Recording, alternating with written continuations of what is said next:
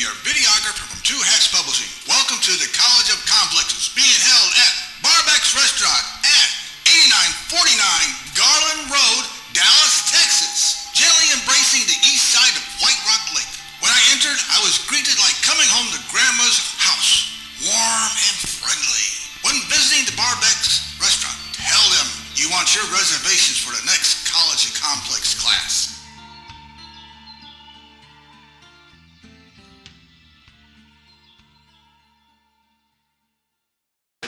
Well, welcome to College of Complexes.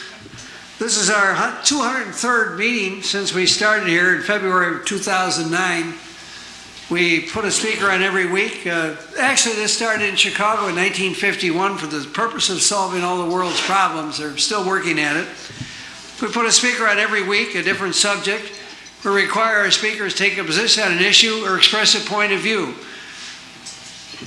We give them an hour to make a presentation. If they go over an hour, we cut them off. And then we have questions. If anybody interrupts the speaker, we remind the interrupter that we only listen to one fool at a time. So don't interrupt the speaker. Then we have questions and answers, not speeches. And then we have remarks, rebuttals. Everybody in this audience that wants to gets 5 minutes at the podium to respond to what the speaker said, for or against. And then our speaker gets the last word. He gets a comment and close the meeting. That's basically how it works. But before we start, are there any announcements? Now's the time for any announcements. Susie has an announcement. Come on up here.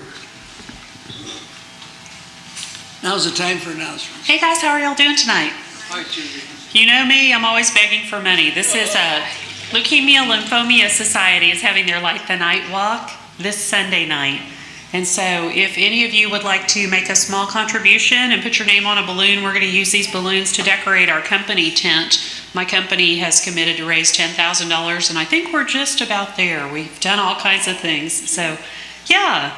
And that's all just contributions that people have made. But if you're interested, I'm going to go ahead and just let this be here and then pass around the balloons. Any contribution, nothing is too great or too small. Okay, thanks guys.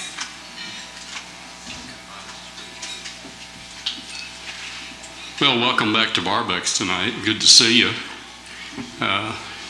Enjoy the close view. I see the faces and the expressions, and it's a little more intimate, isn't it? And you know, we've always enjoyed being here. We've liked the food and the service, even though sometimes we descend on a server all at one time, and people who don't understand that could get a little impatient with it, but they've taken good care of us. And you know, our only motivation in moving down the street was storing the sound equipment, not having for Tom to haul it home, or when they're off on vacation to try to get it here, since I'm not driving anymore and I can't haul it home and put it in my house. So we've had to solicit somebody to do it who would be back here the next week. So this will be a great help to us. And I'm just going to remind you tonight that we do come, we plan on eating. We ask you to make no contribution to us other than to the $3 that we always collect to pay for the advertising and to buy the speaker's meals and that sort of thing. We keep that, Tom keeps that at a bare minimum. And please spend $5 on a ticket. We don't care if you want to order 3 drinks or get a sandwich or a cup of soup or something that at least puts $5 on the tab, because we don't want to be back here occupying their space and walk out not having spent any money. But Barbeck's is kind to us. They're not asking us, like these people unannounced did last week, to ask us to put money on top of everything else and put it in their bucket.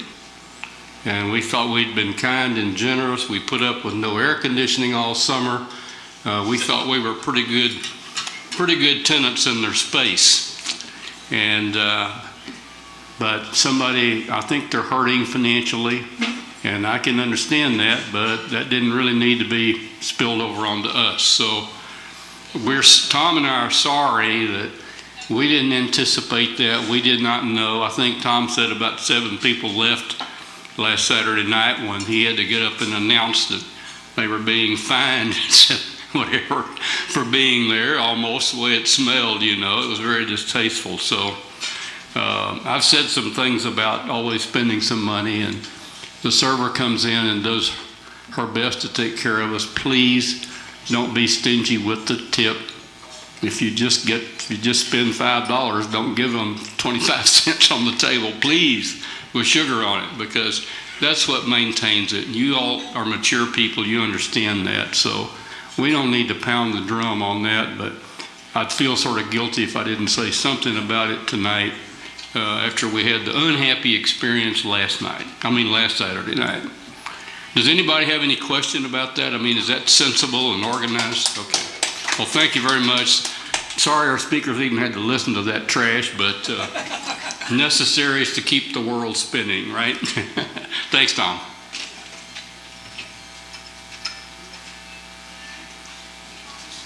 I can't add much to that. Anyway,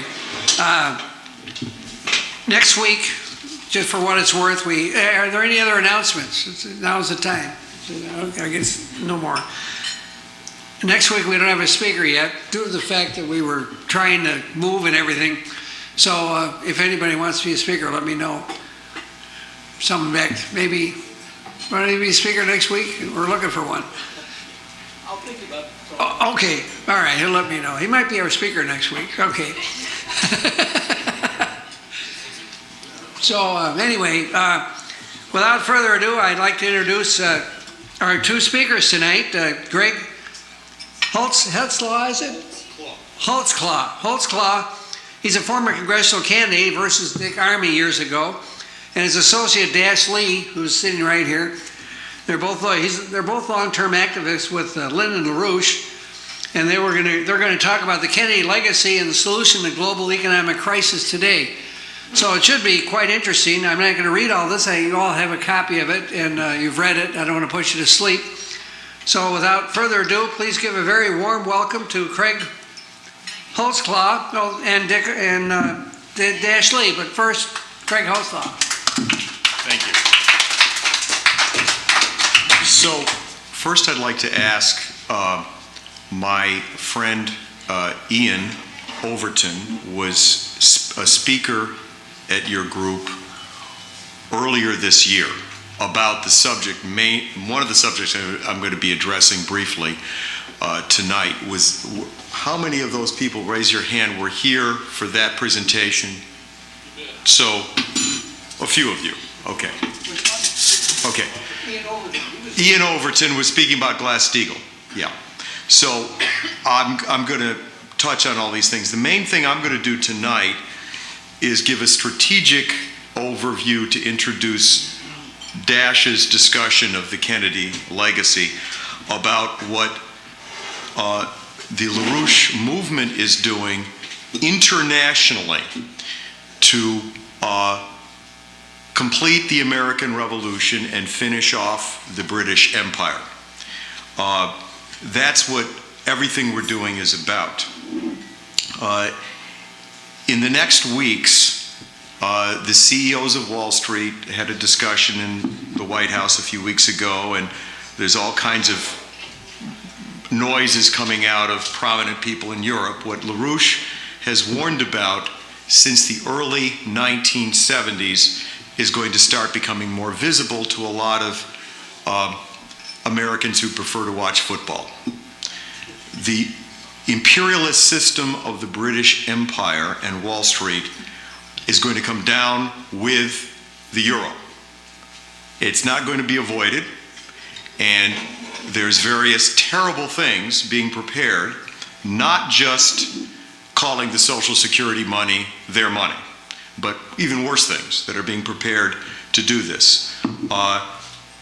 To sum up their intention, Bloomberg News Service, one of the mouthpieces for Wall Street, last week had an editorial directed to President Obama. And they said very clearly, you're going to have to choose between democracy, that is constituents who don't want their Social Security and health care cut and things like that, and financial stability. That is, the rights of certain financial interests to take whatever they need to keep existing.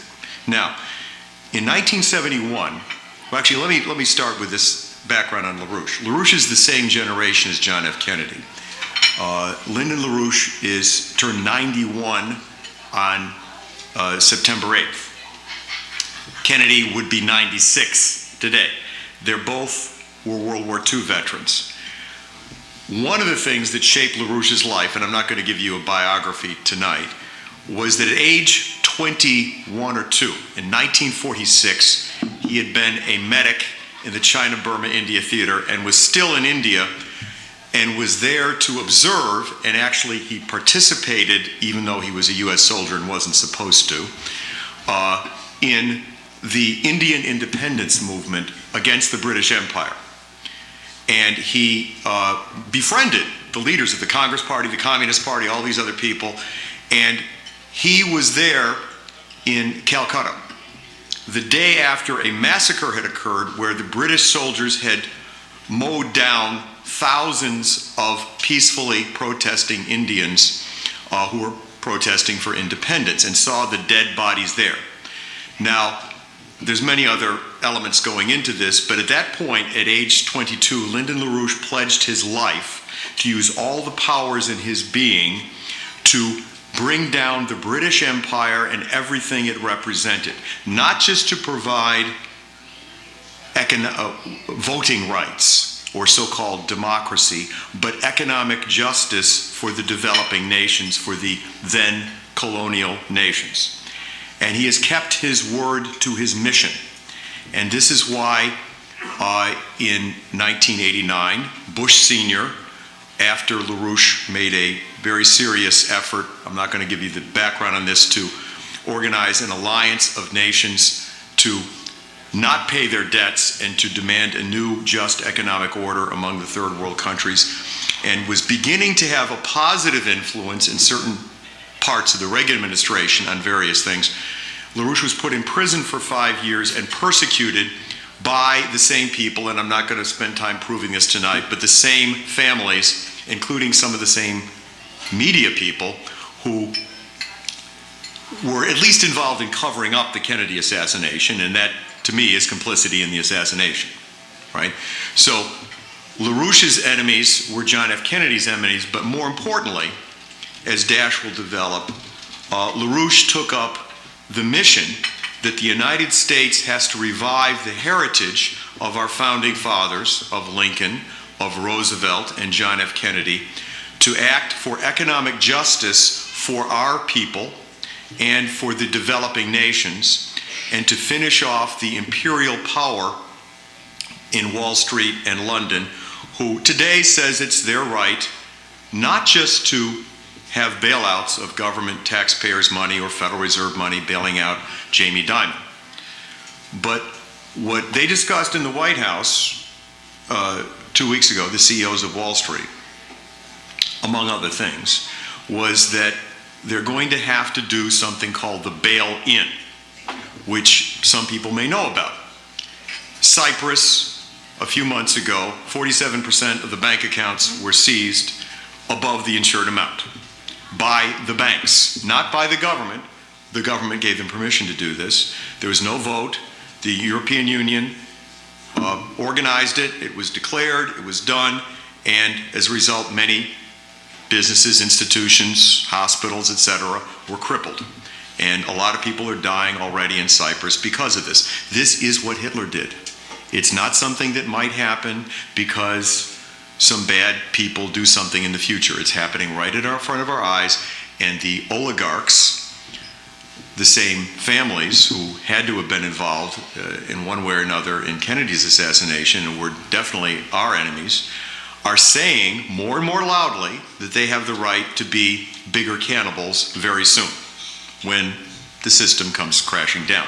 So it's for that reason that I want you, this ad that was just passed out is the ad we had in The Hill, which is a insider newspaper that all the congressmen and all their staffs read. It's less expensive to buy this ad than the Washington Post and more direct. This is an ad signed by a very interesting coalition from Roseanne Barr on the left and trade union leaders to Tea Party leaders who are not typical Tea Party leaders, who are friends of ours, who basically tell the children in the Congress, we've had it with these games of shutting down the government and then saying that we're going to solve the problem by cutting Social Security. You must end the bailouts and put Wall Street through bankruptcy and crush these people who've been occupying our nation. And that's what Glass-Steagall is all about. Basically, for people who might not be familiar with it, you protect the local banks, the commercial banks are protected, and the investment banks get no bailouts. So there are no too big to fail banks. They're put through bankruptcy, they don't get bailed out or bailed in by anybody. And if they're crooks, they go to jail. So Jamie Dimon is trying to spend maybe $13 billion. It depends on who you talk to, how much they're going to have to spend to stay out of jail, but we'll take the money and he can go to jail. So the idea of Glass-Steagall then is the critical slingshot. And if you go to our website, you can see that these people are terrified that there are now 76 congressmen, which includes Eddie Bernice Johnson locally, and 11 senators. There's a bill introduced by Elizabeth Warren, which you might have heard about in the Senate. This is bipartisan. This is an alliance above parties to save the nation. This is the principle that our movement has always represented. Whatever parties our candidates ran in, they ran as Democrats mostly, but the idea is that we must use this crisis as an opportunity to bring down the British Empire and Wall Street and finish them off for good. But that can't be done if people simply are. Today there was a rally in Washington, D.C. by something called Stop Watching Us Coalition. Ed Snowden sent a message from Moscow saying, please go to this rally. There were a few thousand people there, maybe several thousand people there. And John Conyers, who some people might know, and Amash, who's a Tea Party Republican from Michigan, together, who had led the fight to pass a resolution which did not succeed against the Obama administration to defund the NSA spying. This was months ago, spoke at this rally. But resisting the police state that's being imposed for the sake, as Bloomberg News Service said, of ending democracy so that they can have the financial stability, is not going to defeat the police state. Passing a bill to defund the NSA is right on, but that's not going to do it. 6 weeks ago, and you need to take this to heart, the President of the United States, on orders of this oligarchy, and this was approaching us, as LaRouche understood, since Gaddafi was killed. There was a showdown about to take place against the Russians and others, not just Iran, in Syria. The President of the United States had given orders to bomb Syria, and he was stopped. He wasn't stopped because the majority of people stopped watching football and said, we don't want this war.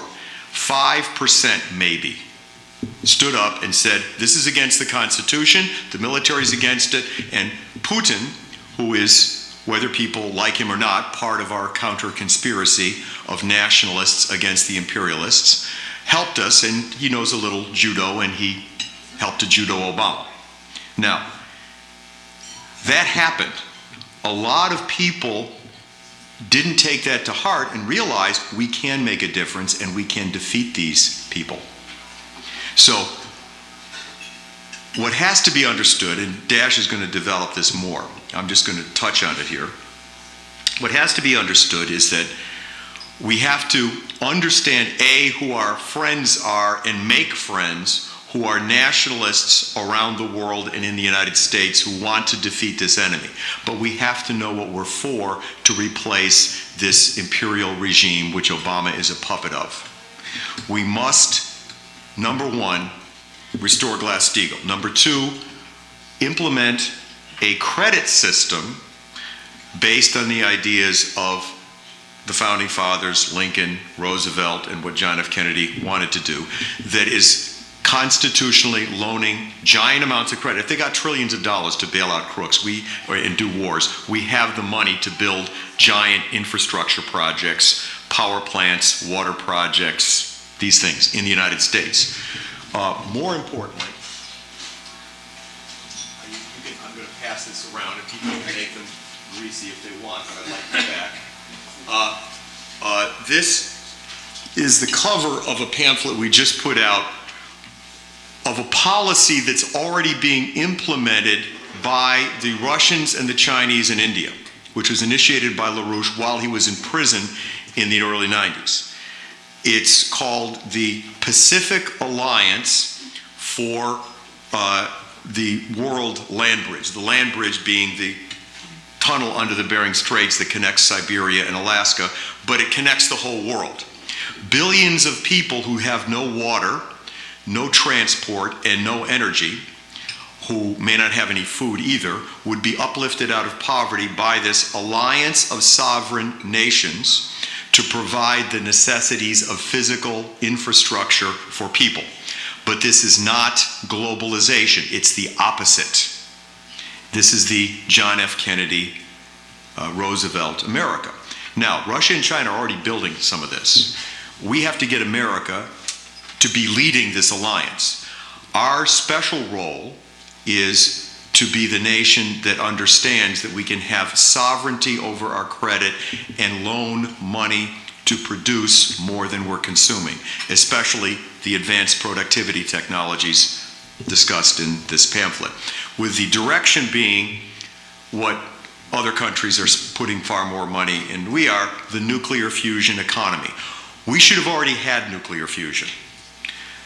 If we'd spent the money on research in nuclear fusion that my generation has spent on penile enhancement and breast enlargement, we would have already had nuclear fusion, probably.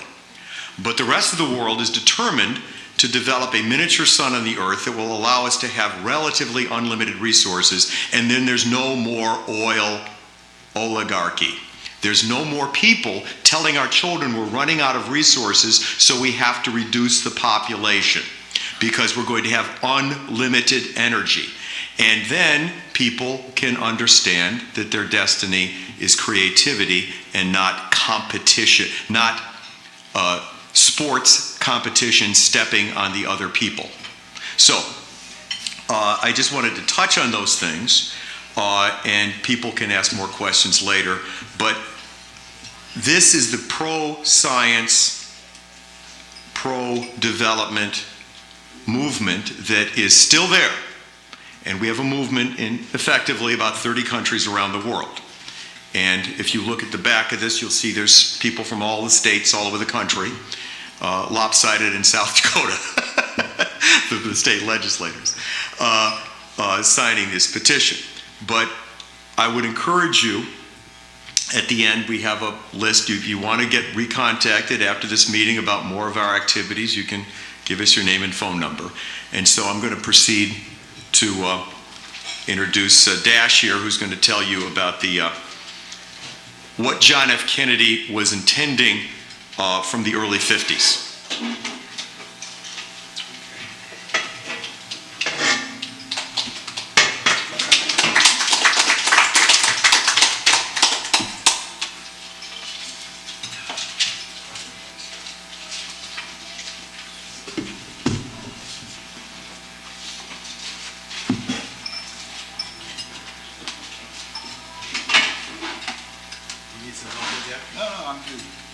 Fortunately, I wasn't able to print out all the speeches that I wanted to quote. That probably would be longer than 45 minutes or whatever time I have left. I'm going to put it down. Mr. Kennedy says, Mr. President, the most powerful single force in the world today is neither communism nor capitalism, neither the H-bomb nor the guided missile. It is man's eternal desire to be free and independent. The great enemy of that tremendous force of freedom is called, for want of a more precise term, imperialism. And today that means Soviet imperialism, and whether we like it or not, and though they are not to be equated, Western imperialism. That was a quote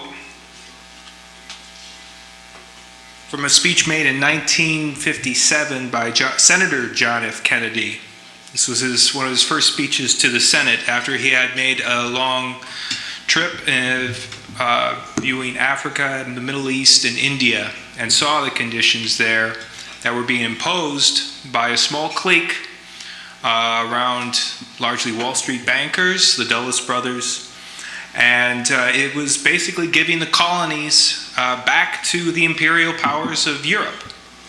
And he wanted to return to the policy of Roosevelt, because Roosevelt made it clear to Churchill after the war was over that after the war was finished, there was going to be no more empires. We're going to free the colonies, we're going to have sovereign nation states, and we're going to collaborate as a brotherhood of nations. Now, the reason we're addressing much of what is going on with the world today from the standpoint of what Kennedy had begun, we're coming up on, as many of you might know, the 50th anniversary of Kennedy's assassination on November 21st? 22nd. Sorry. Forgot to turn this off.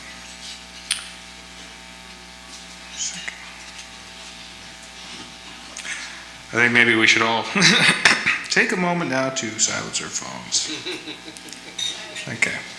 So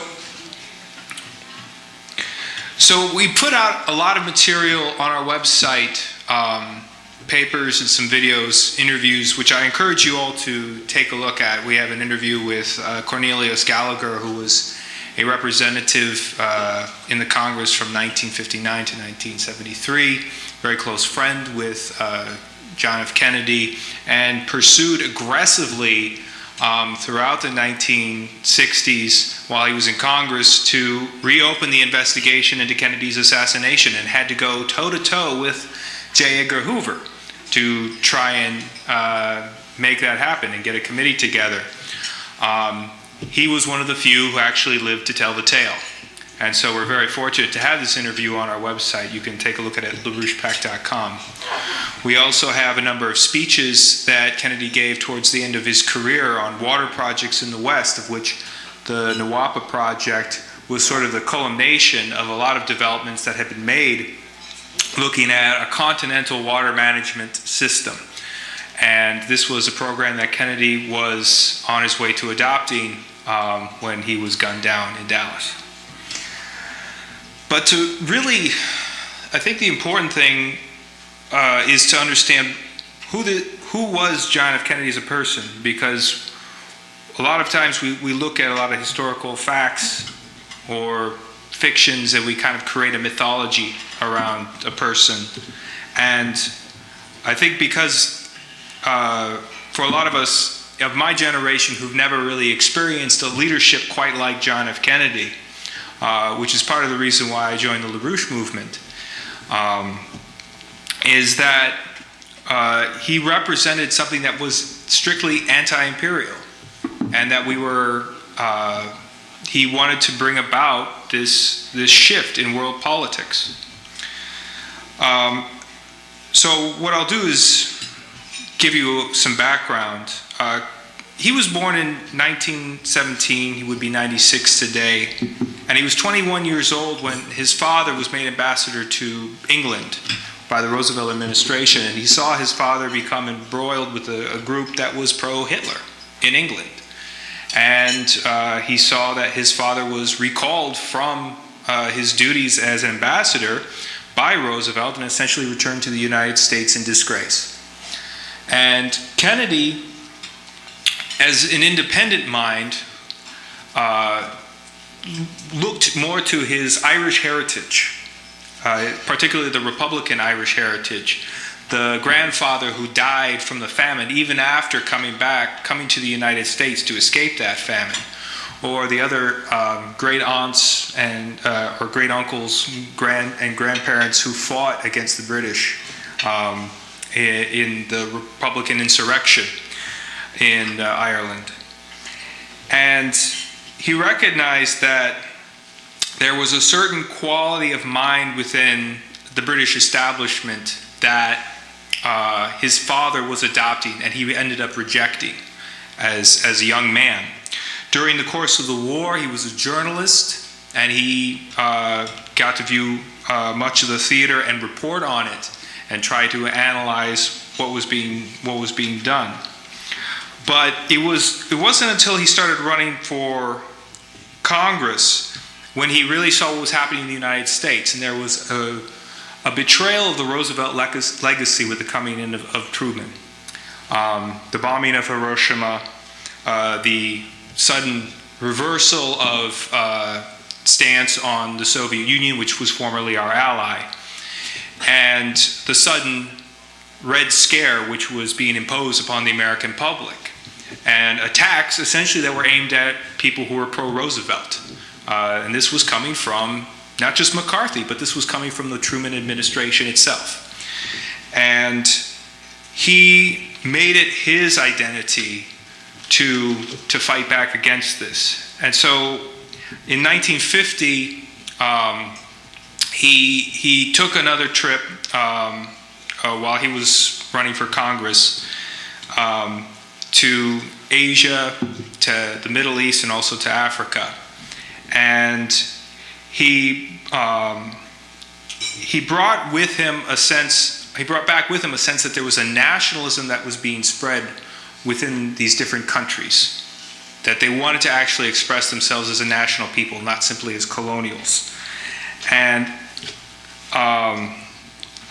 this is the idea of nationalist policies comes from the United States. We were the first nation to really establish that, as a people, we should be sovereign to determine our own future and to cultivate every single generation to increase the standard of living of these members of this union, and that this is not something just strictly for us. It is for all mankind. It is for all nations of the world. And this was something that had to be struggled for at this time after World War II. There was a commitment that Roosevelt had made that was being broken. And so he gave this speech in 1957 when he was a senator, and he was put on the map. He was put on the map by this speech, not just by people who believed in what he said, but by people who were opposed to what he said.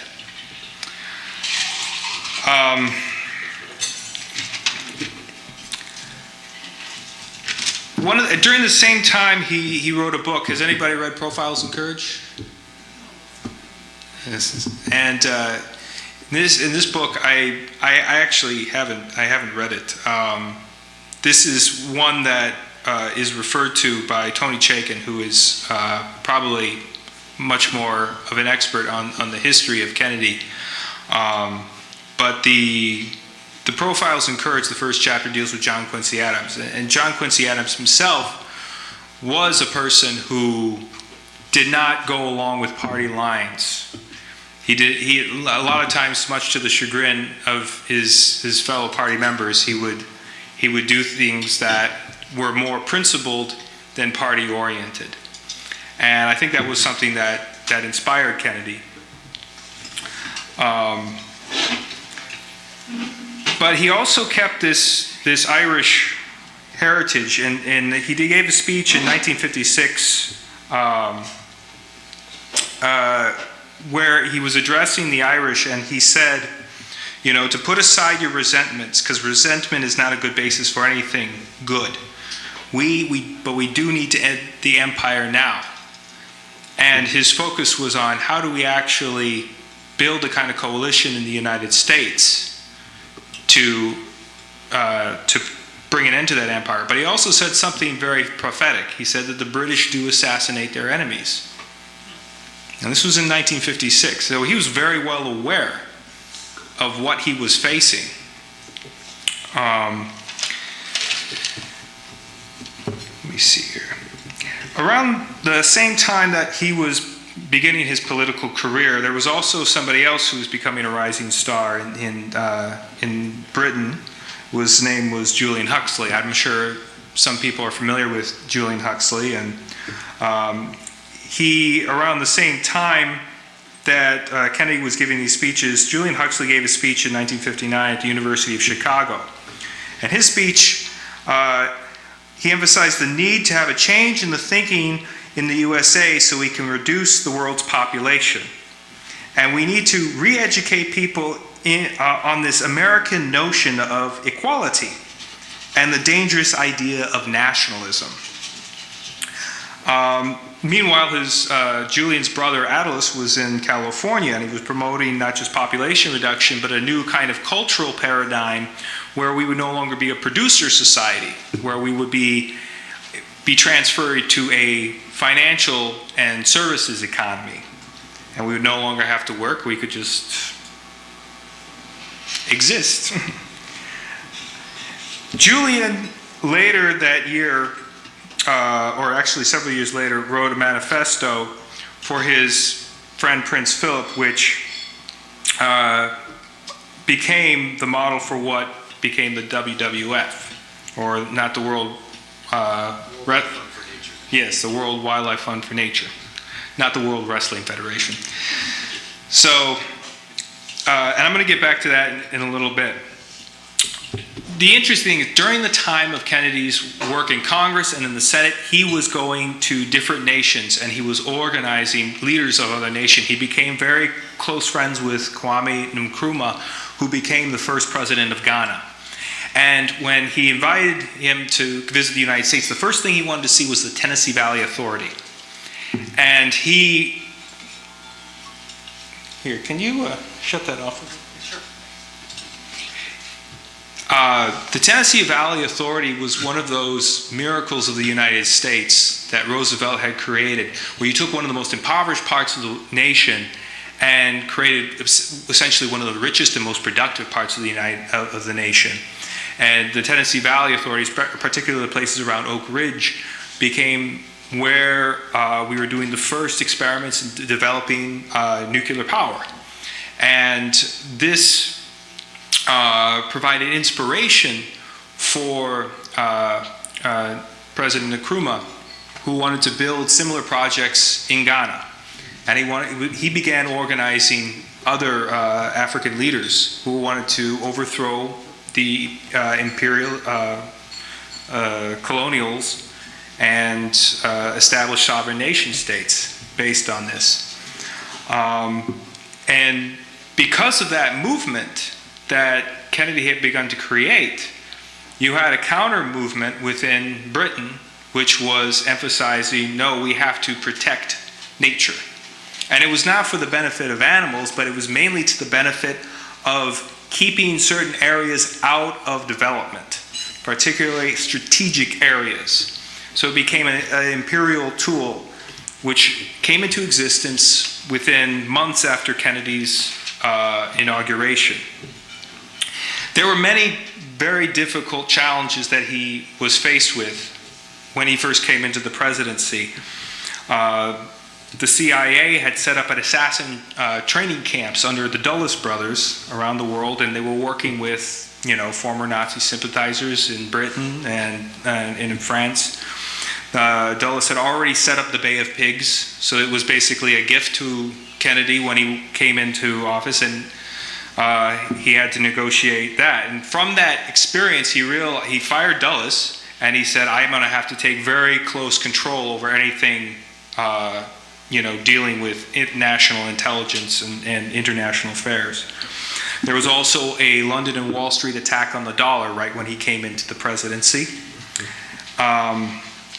which was designed to work to try and attack the sovereignty of the U.S. dollar as a trade war.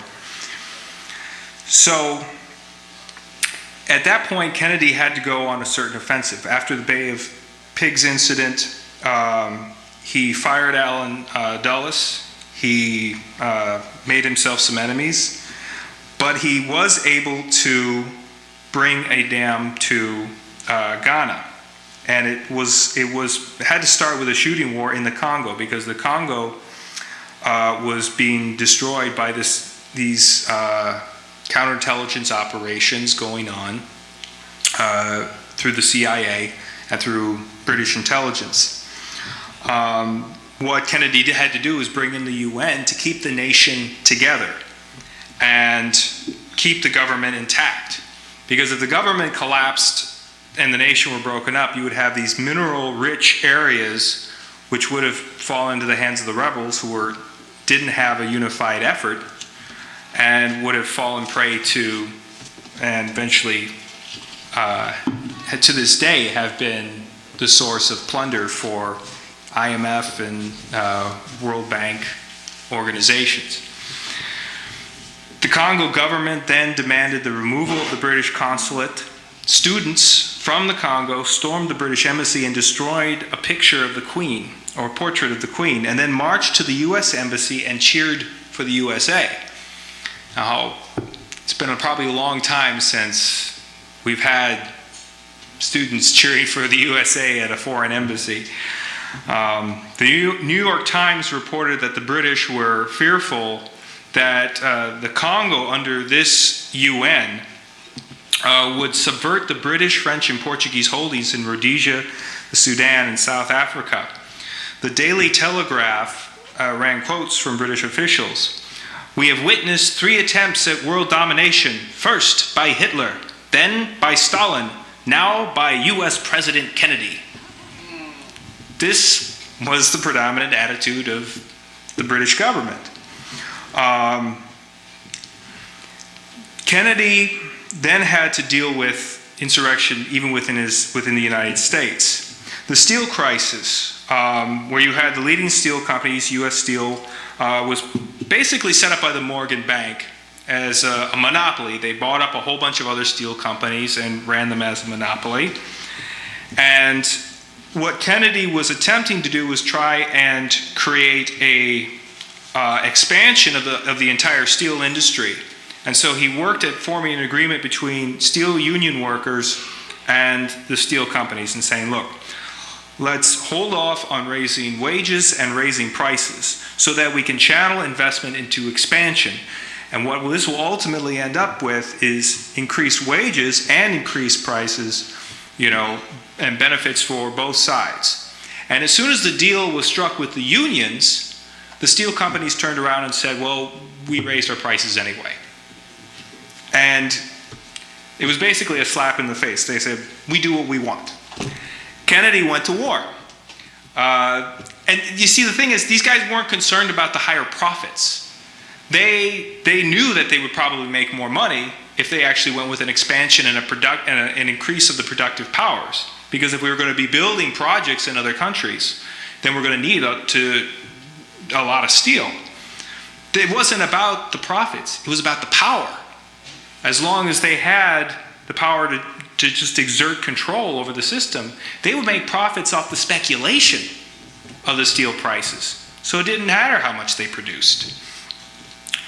So Kennedy realized that he had to fight to take the power away from the steel companies. He sent the Justice Department after them, and it was a good thing that his brother was Attorney General at the time.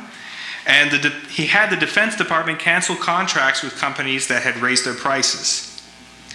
These guys, being faced with potential prison sentences, backed down. But there was also one very important factor in this, was Kaiser Steel, which was a company that had built Liberty ships. It was one of the companies that had managed to escape the monopolization, the what do they call it now? Mergers. Yeah.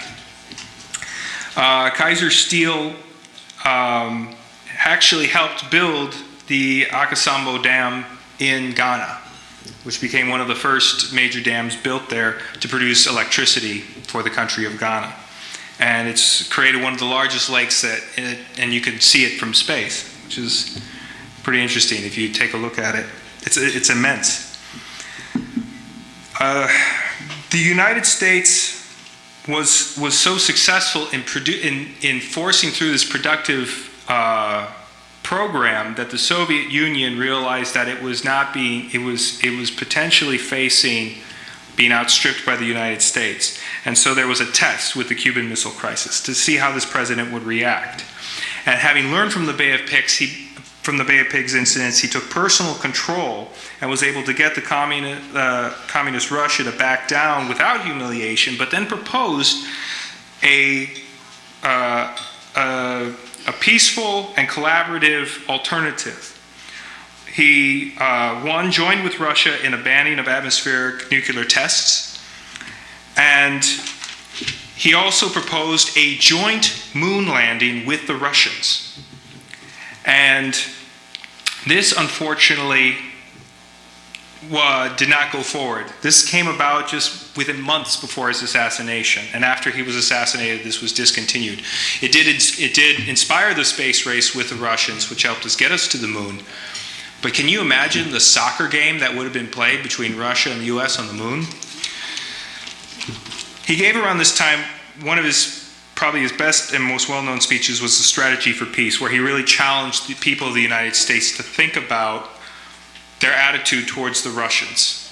And almost a day later, he challenged again the American people to rethink their attitude towards civil rights.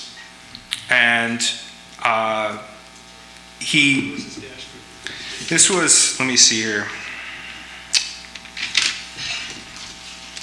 I had, Middle of 63. yeah. It's set June 63. So I had something more on this. So this was in the middle of 63, and at that time, he was also, in order to get this project done with the Russians, he issued a national security memorandum to the director of NASA, James Webb, that he should personally run a collaboration with the Soviet Academy of Sciences, because he knew that there were people within our own government who wouldn't want a collaboration with the Russians on a joint space mission. So we were headed towards a collaboration with the Russians.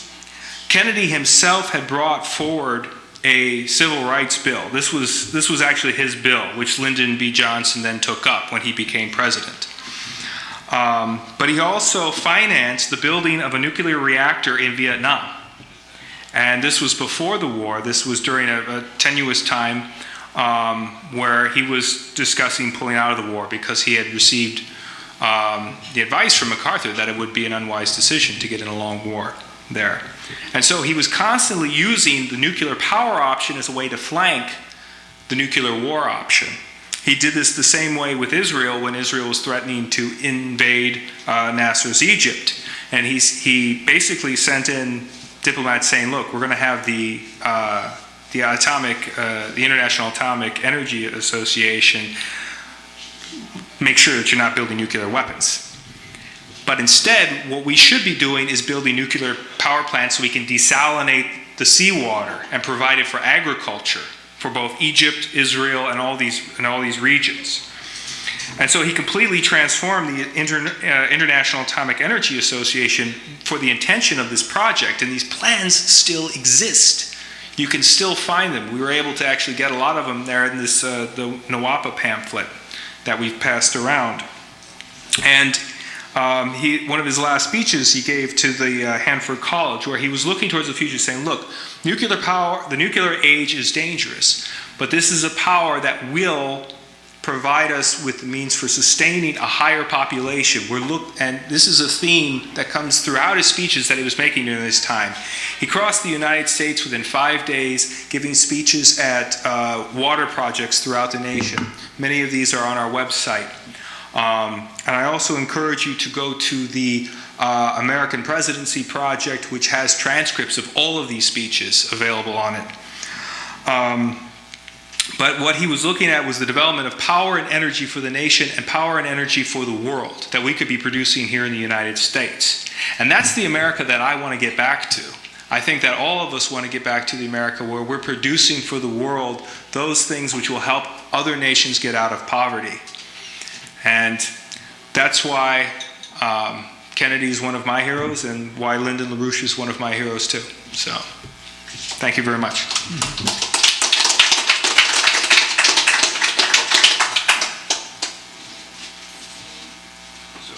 Well, now we have time for questions, so you get to stay here, and you get to come up here, whatever. Anybody has any questions of these gentlemen, now's the time. I have a question. Yeah. You mentioned at the start of this a bill that was being introduced regarding financial interests in HR 129, Glass-Steagall. Yeah. HR 129. Yeah. There's two bills, HR 129, which is the House bill, and Senate bill.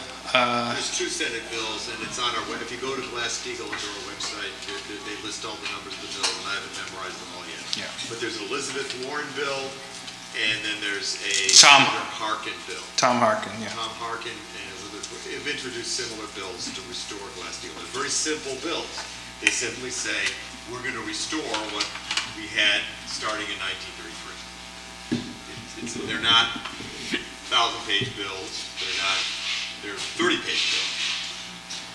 And they basically are worded to restore the separation of commercial and investment banks. How exactly do you spell Glass-Steagall? Glass. Right, That's Senator Glass. right, Carter and Glass. Senator Carter Glass in 1933. And Congressman Henry Steagall. Henry Steagall, Steagall. Incidentally, the original Glass-Steagall was also a bipartisan bill. Yeah, So right. we're continuing the But tradition. it only happened after they put Wall Street and J.P. Morgan on trial using something called the Pecora hearing, which we're also advocating. Yes, you can read Wall Street Under Oath by Ferdinand Pecora Yeah. for all the dirty details. They had to humiliate J.P. Morgan to get that passed. And what Pecora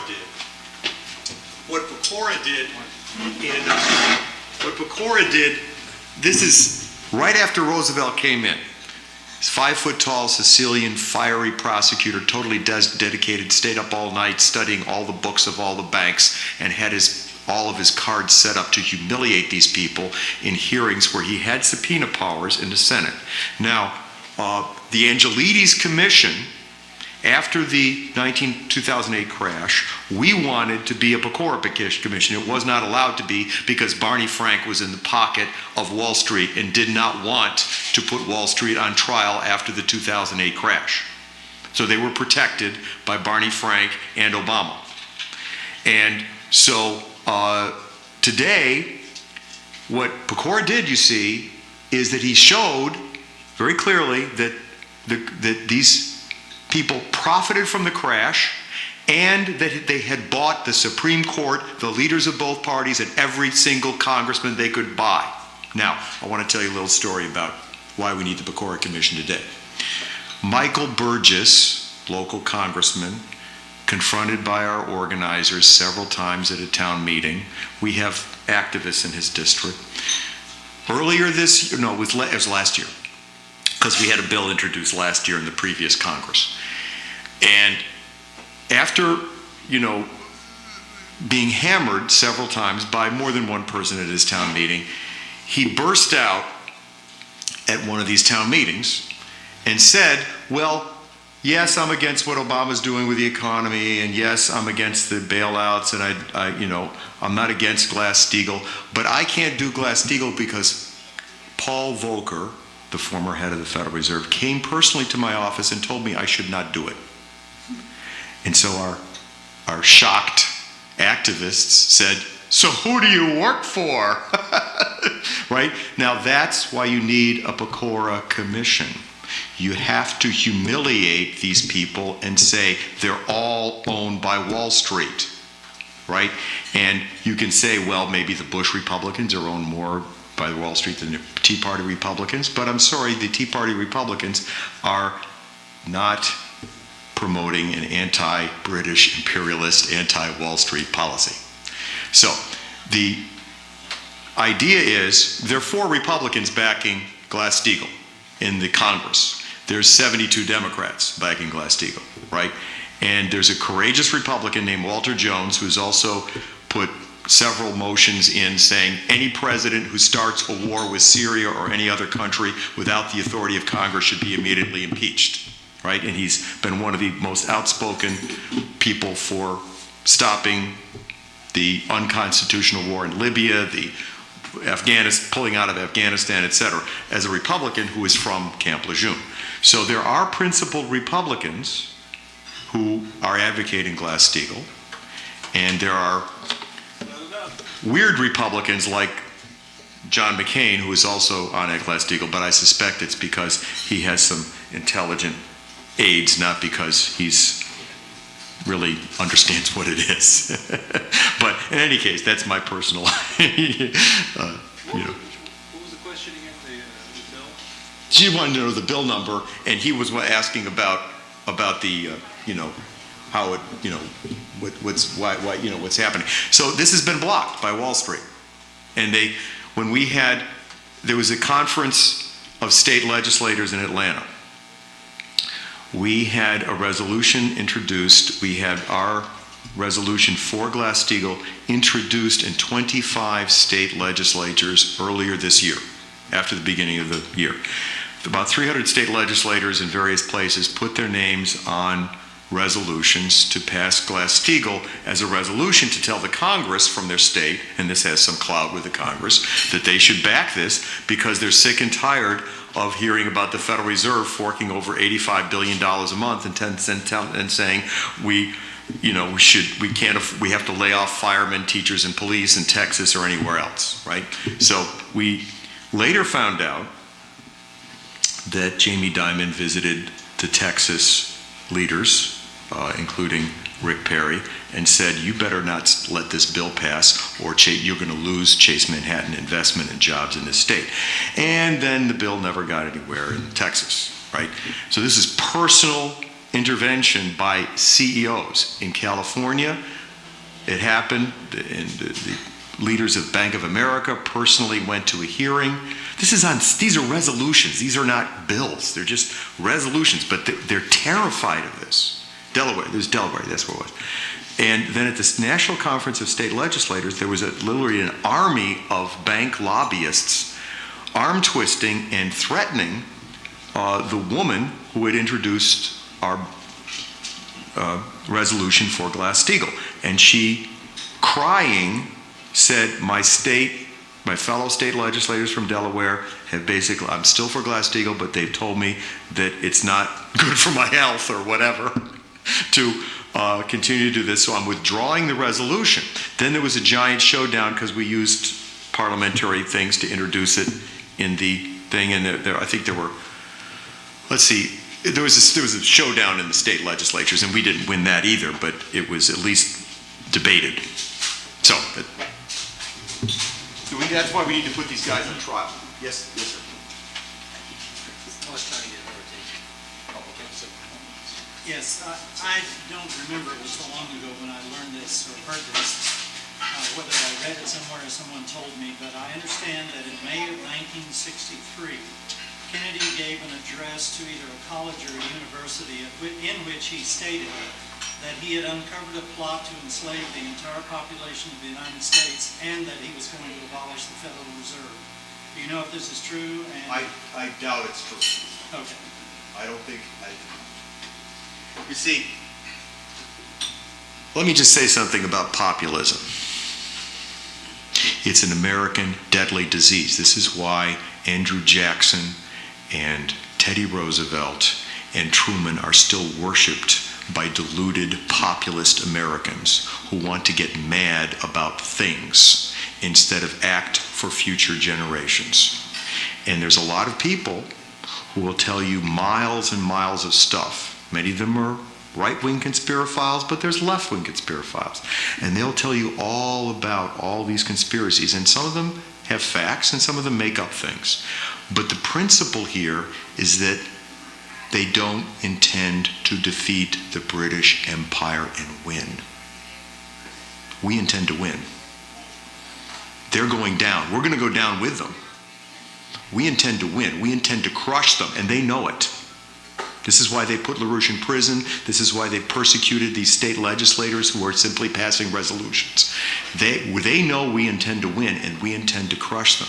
We're not just talking about bad conspiracy guys who did things, okay? And so you have to be very careful, especially on the internet, as you know, to say, okay, well, John F. Kennedy was going to do this, because he wasn't. We're trying to get a principle here across, and I just want to make a general point.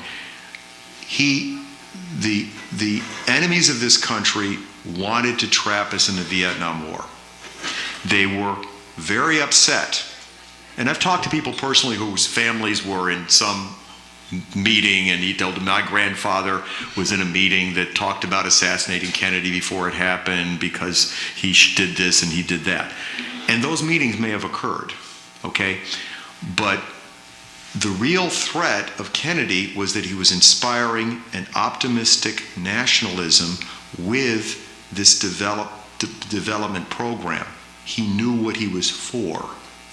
He wasn't just opposing Wall Street, opposing war, opposing this, opposing that, right? He was a pro-peace through development leader. Positive nationalism, not just anti-corporate populists, right? We're not out to occupy Wall Street. We want to wipe it out. Yeah. He also had the Treasury print Yes. notes. He was going to get rid of Oh, he was moving in that direction, yes. To me, that is the central focus of all of this evil power in the world, because money makes war, and no money stops war. But their issue isn't war. I've talked to these people personally, Habsburgs. They come up to you with a little ring, the signet ring, that left over from feudal, where they stamp the wax. And what they say, and I'm summarizing the word, what they say to you is, oh, they pat you on the shoulder and say, oh, you have such noble, nice causes, but you're very mistaken. Human beings are animals. We're superior beasts. And the Queen and these people and Prince Philip say this. I mean, it's not like it's hidden, okay? We're superior beasts and you're inferior beasts, and the world was never better off than under the British Empire. And Clint Murchison, who runs the Bellow family, the Bellow Empire here,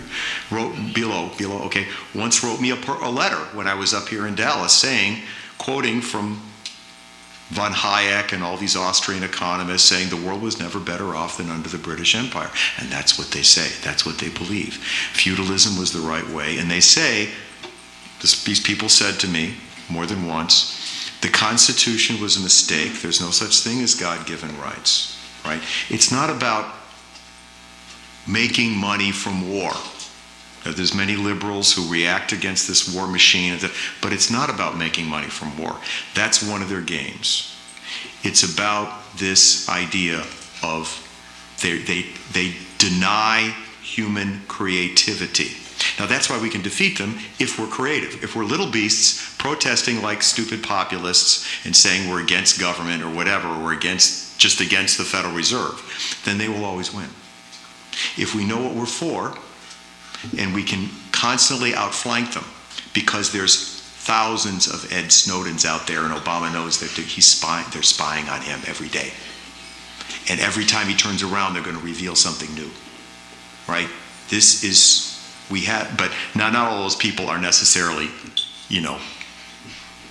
on the positive track, but there is a counter-conspiracy. And it's not just about being against war or against the Federal Reserve. Those are evil things. Okay? We have to know what we're for so we can win the peace. And this is why it's so important to really go to our website and watch these speeches of John F. Kennedy. Okay? And just be wary that people get so manipulated about this question of, well, we have to support Obama because he's against the Republicans. Please, let's drop this. After what he said at the end of the government shutdown, while I'm creating a coalition with Paul Ryan to take Social Security, Medicare. We had people who were Democratic senators who, when we said Obama should be impeached, and we we said he's advocating evil policies worse than Bush. Okay, this is back in 2009, and they said we support what LaRouche is saying about these policies, but we're never going to talk to you again. They came up to us in Washington. This is just a few weeks ago after Obama said we're going to start cutting the Social Security and Medicare drastically, which he's already been doing, okay? But they said LaRouche was right and we were wrong. There's no defense of Obama anymore. He's an imperialist puppet and he's got to go. And if he goes in the right way, then Joe Biden will do the right thing. That's the Constitution. If we have 5% of the people saying we know what we're for, right? The problem is all these people, if all the people that I talk to at all these meetings, including conservative meetings, Tea Party meetings, gun shows, if they were putting their effort into what we're talking about, the Glass-Steagall effort, then these people would already be gone. They'd already be in an island somewhere where people can go laugh at them, or in straitjackets in an asylum or something, right? Because we have the power, but people want to be complaining victims. And there's all kinds of things you can get into about the Federal Reserve and everything, which are they're not untrue. So, somebody else had a question. Oh, you're going to go up?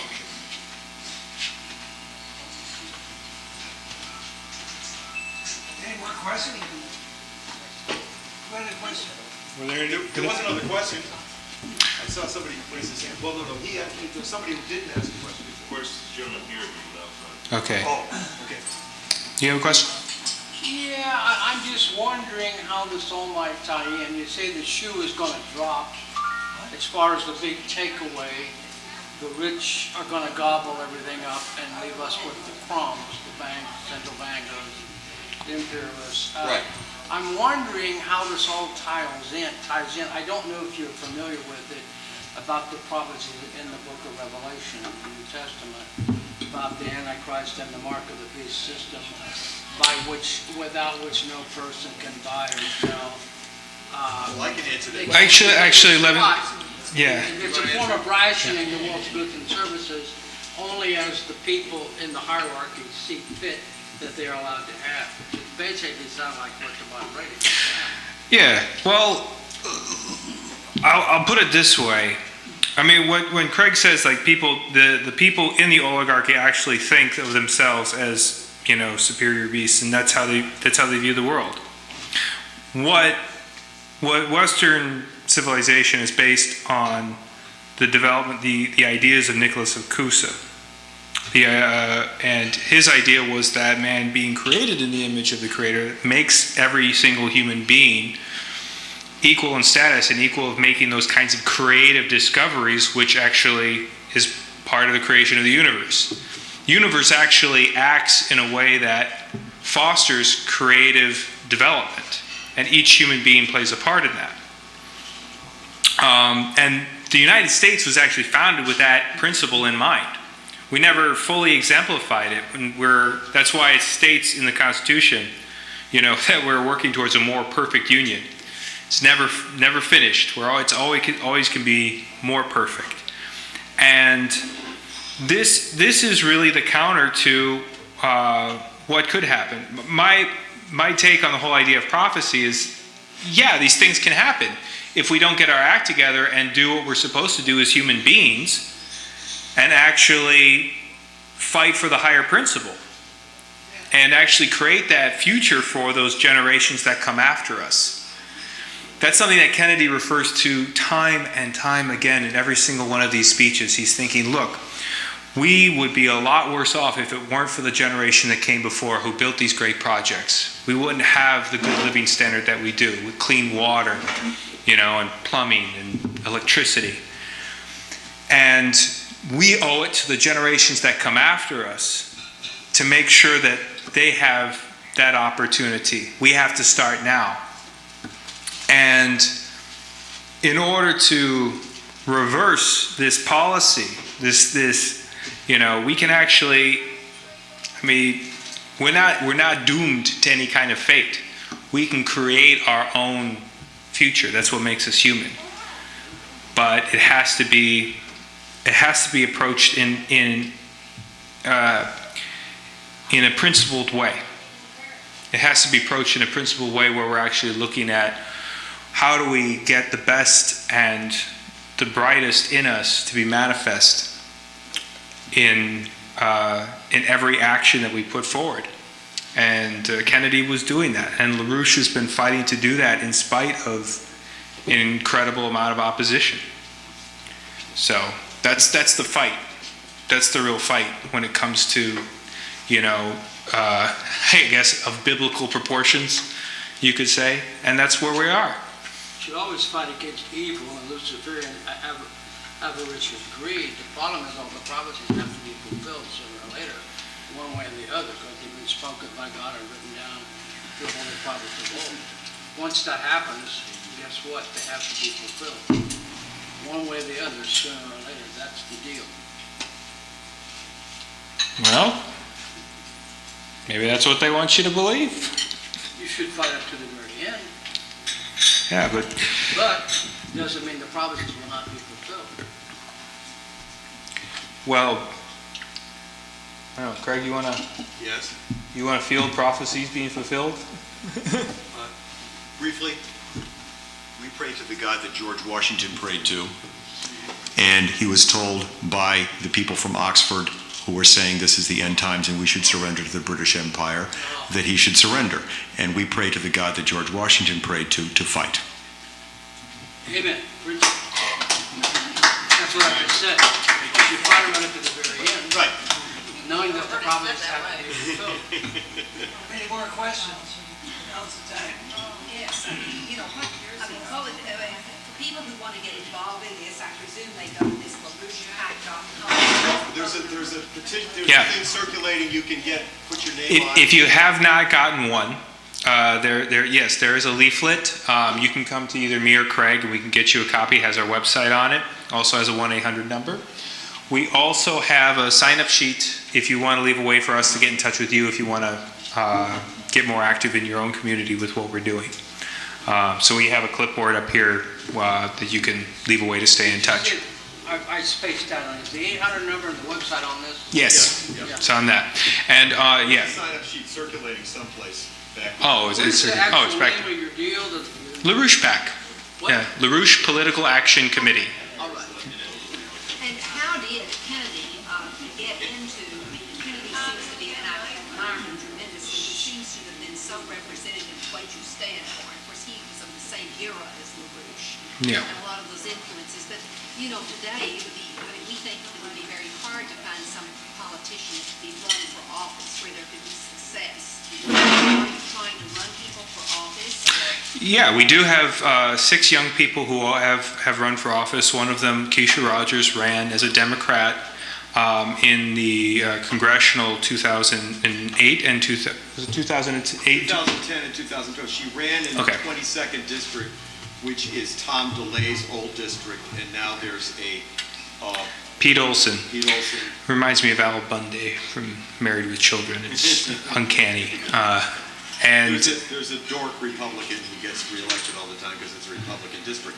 But she got 80,000 votes calling for removing Obama and saving NASA and doing Glass-Steagall from Tea Party Republicans, blue-collar Democrats, and a lot of young people voted for her in that district. And now all the Texas congressmen are afraid of her. Yeah. Yes. And she ran on. She got the Democratic nomination in a Republican district, right?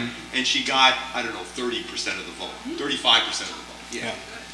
And Diane Sayer is running currently for governor of New Jersey against Chris Christie, or I like to say Krispy Kreme. And yeah, she might. She's building up a very large coalition right now and got a lot of people freaked out. So, yeah, we are running people for office, but we're also, recruiting more people to take up our platform, which is, Glass-Steagall, return to the American credit system, build the NWAPA project, and start these great projects. And this is going to be going beyond just elections. It has to be in everyday fights with your neighbors and your friends, and calling your congressman and telling them, what the hell are you doing? And so that's, and I think, Kennedy was a unique circumstance because, he came out of a family that otherwise, if he hadn't been the kind of quality of character that he was, he could have followed in his father's footsteps and been a crook. But his father, sort of being shamed and realized that he wouldn't be able to run for president, said, well, I'll use my money to help my son get reelected, and we were fortunate to have that kind of character. And, LaRouche is 92, he's not going to be running for president. But the activity of the citizens and the activity on all the different layers, because it's not simply the president, himself or the people in office, but the people that we bring in around them, which is why, one should have been suspicious, when Obama brings in guys like Larry Summers, and Tim Geithner to be their advisors. Forming something around the presidency when Joe Biden were to take office, you got to make sure that you have the guys who are thinking about, the right policy, Glass-Steagall and all these things, to coach the new presidency, and that will continue to be the case. Part of the reason that Kennedy wasn't acting alone. He had brought a lot of really talented and like-minded people around with him to work with him. Him and his brother Bobby were very, very close as far as discussing policy. So I think that's, you have to approach it with not just a team effort, but like an army. Do you think Joe Biden would be any different? Joe Biden, under the conditions of having the previous president having been impeached, would second guess any attempt to try and replicate the same policy. That's the key strategic thing. And if you have an engaged citizenry and a leadership, especially, among the Democrats who'd be like, forget, the Wall Street crowd, let's get Robert Reich in there or something, you would have the conditions for something different in that new presidency. But it's if we impeach him on the principle, that's why when Republicans is like, well, he's not born here, and I'm like, well, that's not really a point to go after him. You don't want to impeach him for like what he is. You want to impeach him for what he is doing or not doing. Yeah. Sir, did you have a question back there? We didn't get to calling. Did you have a question? No, I was pointing to the man in the back there, the red shirt. Oh, no, I was just going to comment that England is not our friend. Ever since the Revolution, they've been trying to get this to happen. And that's well documented throughout history. The city of London, which is the Bank of England, has been trying to bring about the downfall of America as we know it since the Revolution. Exactly. Nothing new. Exactly. Unfortunately, Iranian Americans understand that more than Americans. That's true. Right? They think the British might be, our closest ally, as many people keep saying, right? And by the way, let me just say this. The British were heavily involved in the impeachment of Clinton, right? And Clinton has disgraced himself mainly because he thinks he has to be more mad at the Republicans than Obama, and he has to defend Obama, and he doesn't want to lose any of the money that he's getting from Saudi Arabia or wherever else contributes to his fund. So Clinton has disgraced himself, but Clinton let LaRouche out of prison. Clinton knew in 1998, when the long-term capital management went bankrupt and there was a giant bailout under Greenspan of Wall Street, mostly secret at the time, right? Clinton turned to Bob Rubin, his Treasury Secretary, and said, holy cow, I'm using different language, LaRouche was right. So Clinton is a smart guy who maybe until this day still reads a lot of what LaRouche puts out, but he's a coward. And, you know, he having a loose zipper is not the problem, right? He was impeached by Tom DeLay and all this crowd a few days after he gave a speech at the Council on Foreign Relations, which is part of the British colony, saying we need a new financial architecture. This current system is not going to work. It's loaded with speculation, and we have to go back to some kind of, you know, productive investment economy, because we have to have a new financial architecture that's putting more money into production. He gave a speech hinting, a little baby step, that he might be listening to Lyndon LaRouche, and a few days later, within less than a week, the Monica Lewinsky scandal became the impeachment. And so they didn't shoot Clinton. There's other ways to this happen. Yes. Right. And since then he signed, later, he put Larry Summers in the Treasury because he was told to, and he signed Glass-Steagall, right? Even though he knew it was wrong, right? You also got to remember, too, that during this entire period, Rubin was practically making foreign policy, and this was right in the middle of the Asia crisis. This is what exactly what's happening in the United States happened in all these Indonesian countries, and in the late 90s. And, yes.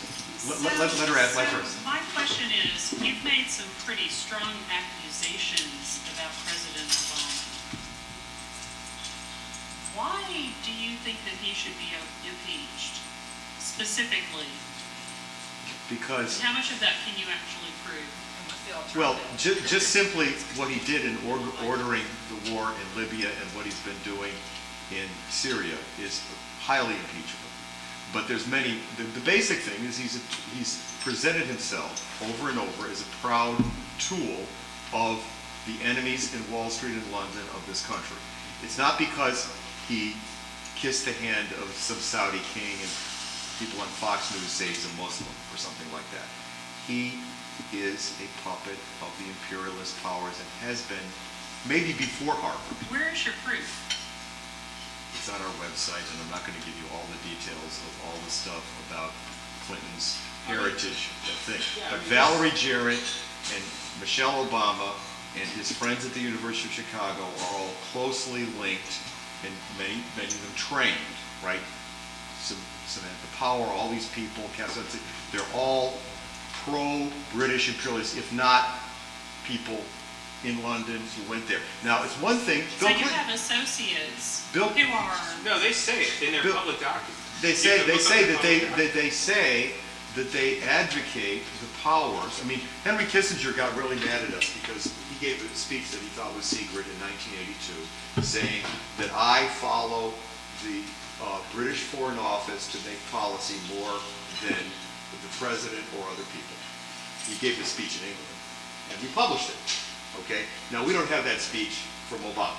Okay, but that's what Obama represents in every single thing he does. There isn't one thing that has gone against their policies at all, right?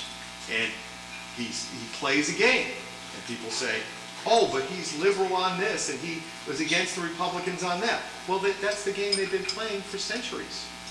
The French Parliament of 1789, let's get over it. It was a farce. It was a fraud. The nationalists were all beheaded, and they had right-wing lunatics and left-wing lunatics. And we should get rid of the lunatics and win back the nation. And we should stop them from manipulating this party animal politics, right? And that's what Obama does. That's how he got reelected, because, frankly, Wall Street wanted it, and they basically, the Republican Party does what they said, and they put up somebody who, the whole game was done to win Obama re-election. It's all professional wrestling. I guess I see that as. That's our Eagles?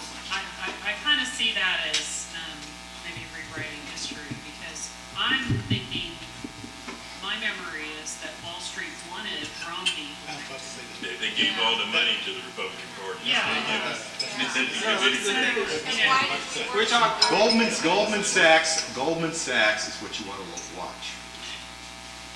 And And that's who Mario Draghi is. That's who Mark Carney is, who's the head of the Bank of England now. Soros, yeah, Soros. Question over here. Larry Summers, George Soros, all this, but let me just. Well, they're gonna be on some side. Yeah, no, but they're not on any side, they're on both sides. And they're all opposing Glass-Steagall. They're all trying to vilify LaRouche and anybody else who is associated with these policies, right? So they've exposed who their puppets are, and their puppets are in both parties. And they play this right-wing, left-wing professional wrestling game, and they growl about this and they growl about that. It's all a dog and pony show. Whoever Yeah. gets elected is Yes, sir. Right, yeah, working for them. Yes, sir. She stole a little bit of my thunder that she mentioned that it seemed as though the scenario you're painting, they would have been heavily in favor of Romney. I'm sure in their donations they hedged their bets. But the donations are, it's a policy here. Let's look at the policy of the people who run both parties. They are agreed on the bailout. They are agreed secretly, if not publicly, on the bail-in. They're agreed on the war. They're agreed on confronting Russia and China. They're all neoconservative. They're all agreed on the drones. They're defending the spying. I say, who would be a better person right now if you go with what it is, 2.2 Federal Reserve? This lady that you pointed since Larry Summers filed out. She's the author of the Chain CPI program. She's another cannibal. She's another. She's another cannibal. So, okay. But who else? But we're not here to talk about. Yeah, I understand. I mean, there are plenty of people who are advocates of Glass-Steagall. You would never put somebody in charge of Federal Reserve. Thomas Honig, who is a former top person, who's the vice chairman of the FDIC, who's a big advocate of Glass-Steagall, he could be running the Federal Reserve. One last question, with the HCSC bank, I guess, wherever they were. Hong Kong, Shanghai. Okay, that, I understand, a few months ago, they was convicted of indicted for laundering drug money, things like that. Well, the Senate committee indicted them, but the Obama administration wouldn't touch it. Is he a good, question I'm getting to, is he a good relation, a good close personal friend I've heard of the president and CEO of that? I understand. Who is Obama? Obama, right. I don't know. I don't know. I wouldn't. I know some of the people who are the Wall Street CEOs who he plays golf with and he plays basketball with, but I don't really. I'm not getting into all that. His current nominee for the Federal Reserve is the author of the Chain CPI. Yes. Yes, and that's probably not. And you see what they did is they did Larry Summers or her. Which do you want? That's the lesser. Lucifer or Satan? Is that well known about her? Yeah. But it's, I mean, the people who, it's just a game, right? And she's also advocated various things publicly for the bail-in also, okay? But she's not as abusive, personally abusive as Larry Summers. Maybe she's a low-key cannibal or whatever. It's the lesser of two evils. Can I say something real quick? I think also, I think that one of the things that's coming up is particularly, it's like, who do we get to lead? And if you actually look at the rosters, we're in a lot of trouble as a nation. We are in a lot of trouble. Now, that doesn't mean that we're going to lose. What we are doing is pulling together a coalition of people who are stepping out of character in a lot of ways, like this whole Conyers-Amash collaboration to bring down the NSA. You could have some interesting transformations because of the nature of the crisis. The thing is, you don't wait. You don't wait for the right leadership. You got to find the principled policy. That's why Lyndon LaRouche has been fighting for the policy initiative. Glass-Steagall, restoring the American credit system, and then building the NWAPA project. And if we as citizens continue to fight for that, continue to fight for the policy concepts, and even develop the stronger ideas which actually are underpinning those policies, you can get beyond simply, you could find some kind of Republican who would be like, well, I'm going to support Glass-Steagall in this NWAPA project, and I want to employ millions of Americans. And he would go totally against the Republican Party on that issue. You know, will we not vote for that because he's a Republican? I don't know. I mean, that's the kind of question that we are going to be facing in the next few weeks, because this thing is coming to an end. And you're going to see a lot. I mean, the whole Obamacare disaster is really starting to hit a lot of people, and they're realizing it's like, I mean, for me, the big disaster was the bail-in policy, because I voted for Obama and I wanted to see another Franklin Roosevelt or John F. Kennedy in there, and he went with the bailout. Why? There is absolutely no reason to bail out any of these institutions. They don't do anything for the economy. So what do? And that's why we're here fighting with Lyndon LaRouche for these policies, not the personality. Yeah? You totally discount the possibility that we're going to have a major question about the breakout of the bailout of the class. I'm sorry, say that again? Seriously propose that if we could have done without, if we passed on bringing out these financial institutions, then our economy would not have crashed more than it did. Okay. No, it would not. In fact, the people who would have had the disaster if the banks had crashed, the contingent point was still Glass-Steagall, reinstating it. We also had at that time another bill called the Homeowners and Bank Protection Act, which was before I joined this movement. And I didn't realize that there was, again, this mobilization of states. The Homeowners and Bank Protection Act was FDR's policy to keep people in their homes and to keep the commercial banking apparatus operational so people would be able to have access to their savings and things like that, so that people could go on living their lives while we would sort out the Wall Street crap. Now that was taken off the table by guess whom? Barney Frank. Barney Frank and Nancy Pelosi. Well, I'm not that familiar with it, but And Peterson and Paulson. I don't know more about it than I do. I just don't like to use the word police. Yeah, but basically what would have happened is you would separate out the big investment banks from the commercial banks. And most of everything that you have in, 401ks and money market accounts and all that stuff is just tied in with all these derivative stuff that it's gone. You may have numbers on a computer screen, but that's all, it's worthless stuff. There's a lot of drug money in that. That's the whole point. The whole system is tied up with drug money, with human trafficking, with arms cartels, and gambling. Most of it's all gambling. $708 trillion worth of gambling. One of the leading stocks in the stock market now is Apple, and Apple is all drug money and all that sort of stuff. Yeah. You think so? Oh yeah.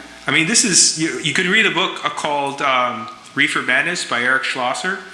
He goes into a lot of detail on how much. There's trillions of dollars of stuff that's just not accounted for, but most of it's gambling money. What was that title? Reefer Madness by Eric Schlosser. Can I just say something about your question here, because I want to get at the premise behind your question, which is what Obama and the Republicans have said. In order to save Main Street, we must save Wall Street. And some of these congressmen, who are the less dishonest ones, will say, but I don't know what to replace Wall Street with. I don't like it. I don't like the Federal Reserve. I think they're criminals, but we don't know what to replace them with. This is the whole point that I was making earlier. And it takes a little while maybe for you to really, for it to sink in here, okay?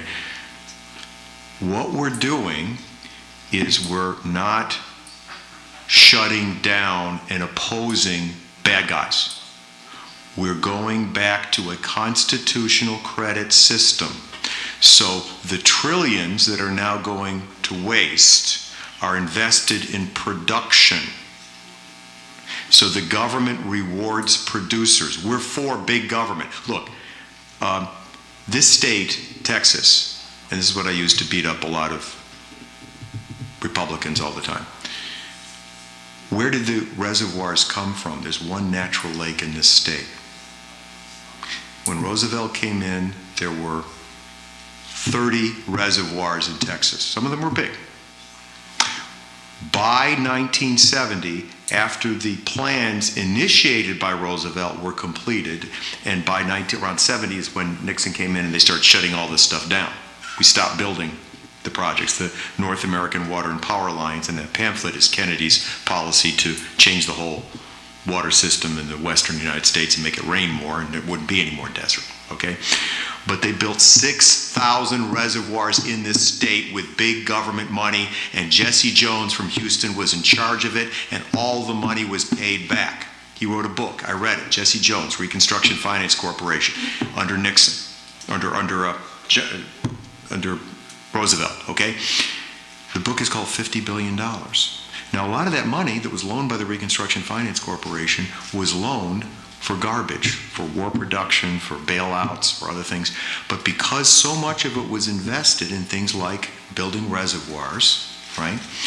And there were many other things, the CCC and other things, because people talk about the CCC, but this was investing in building infrastructure. You go to San Angelo, Texas, the dam is taller than the town. Where did this come from? It came from Roosevelt. There would be no San Angelo or no West Texas. There would be no Midland, Odessa oil boom if it wasn't for the dams on the Colorado River. I agree with what you're saying. Yeah. But disagree with that. I don't know exactly what that has to do with my premise that we might have had a depression had it not been for Roosevelt. No, we have a depression right now. If you pass Glass-Steagall today, okay? No, but if you pass Glass-Steagall today,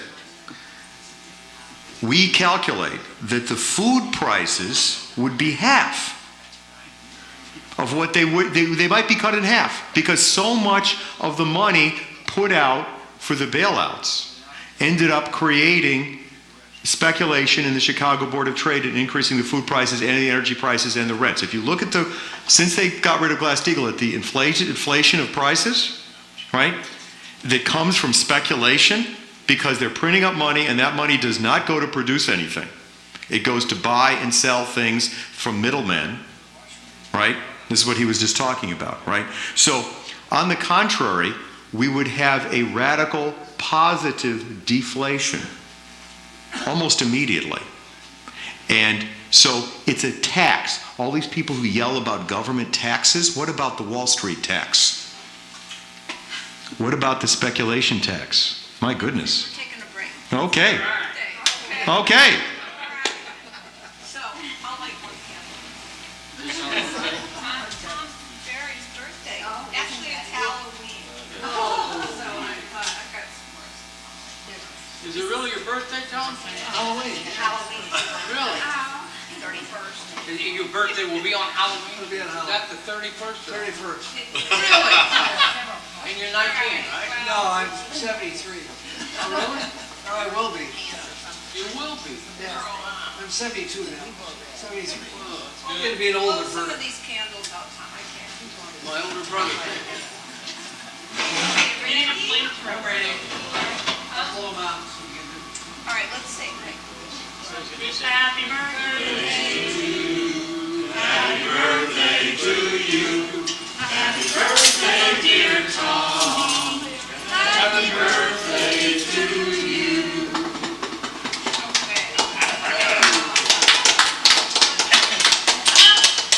Surprise, surprise. Everybody gets a piece of cake. Really? Is it that big? Anyway, we reached that point where I guess everybody gets a piece of cake when she brings it back. But besides that, it's time for, I guess it's time, I'm looking at my watch. I didn't mean to cut off questions. They're pretty well done anyway. But it's 8:15. We've got to be, they close this place at 9, so we have to be out of here by 9. Anyway, I know that you want to have rebuttals, remarks, so now is your chance. There's our first rebuttal. Come on up here.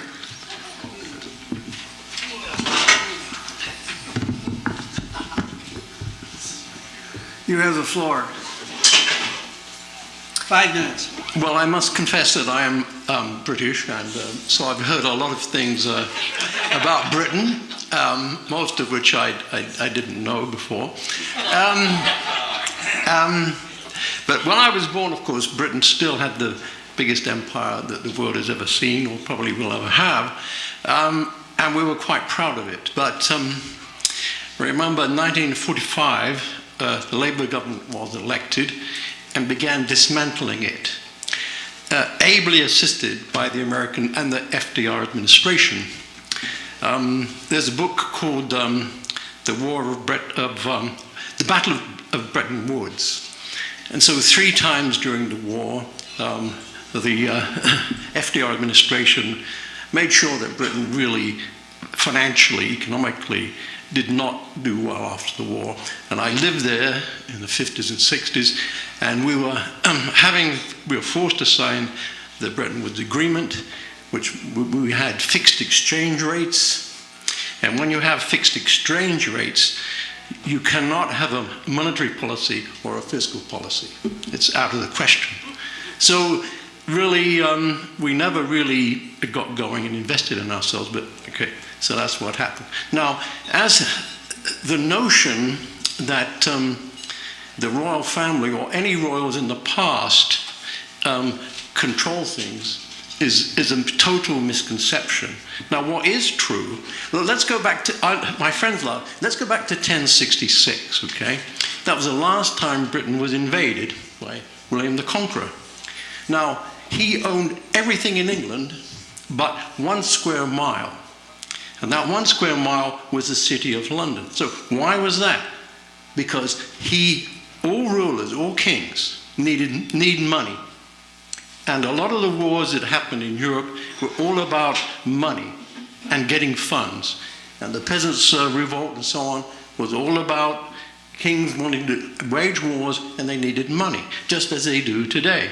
Now, gradually over the centuries, and remember the Parliament was now, in England, is now 1,000 years old, gradually the power of the royal family was diminished. Now, what was not diminished was the power of the City of London. That still is there. Now, the fact is that there's been a big sell-off of British assets. Now, there's not one investment bank in England now that's British-owned. Not one. Basically, most of them are owned by American banks, Swiss banks, German banks. There's not one owned by British interests anymore. So that's another fact. Now, the power in the world is always economic and is always tied back to money. Yes, and so out of London, of course, as I gave a talk about we live in the world of masquerade, okay? You know, we have TV evangelists masquerading as Christians. We have politicians masquerading as Homo sapiens. We have the economic system masquerading as a capitalist system. We have a political system masquerading as democracy, and so on and so forth. So but you always come back to the power of economics and money. That's what has always controlled the world and always does. And so the people who accumulate the wealth are always in power, no matter where they are. And the same in a totalitarian state, in Russia and in China, there are a few people that have the power and the money, and they tend to control things. Now, going back to, so really, the power is with the money. And these days, as I say, we've gone back to a pre-capitalist system, which is a cartel system. As I said many times before, of the 100 richest entities in the world, including countries, over 50 are corporations, and they run the world.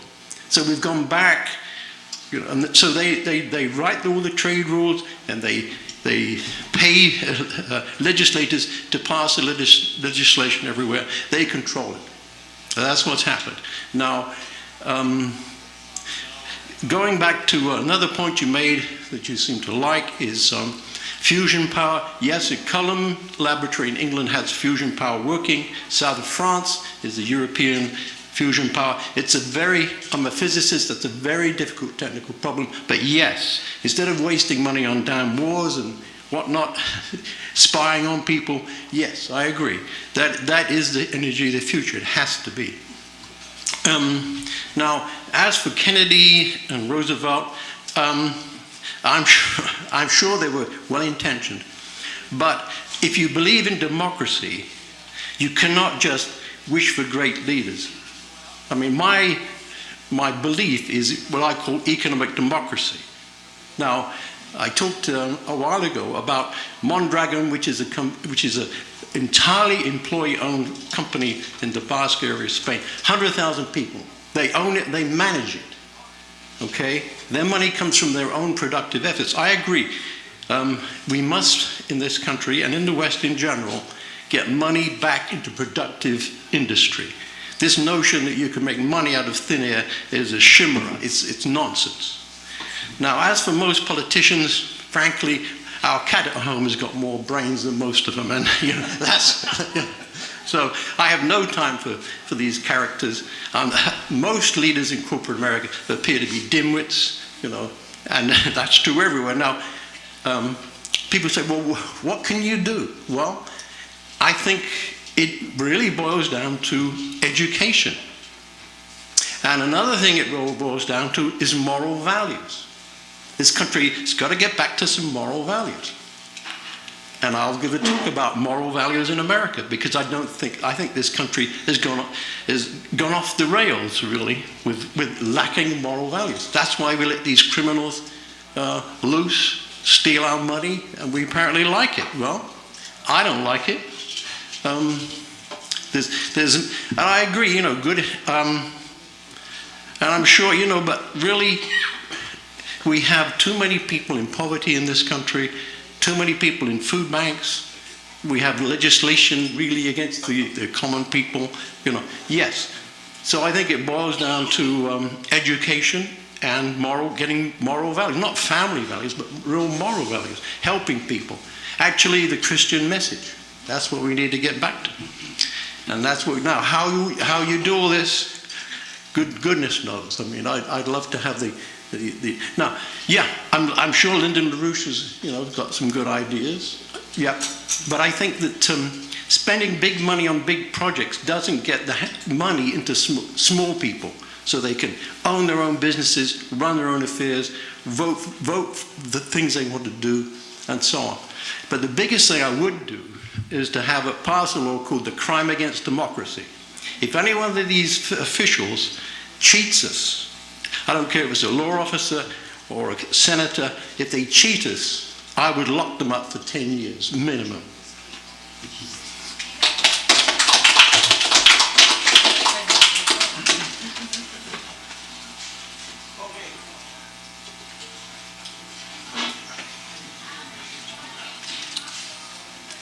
Al is next.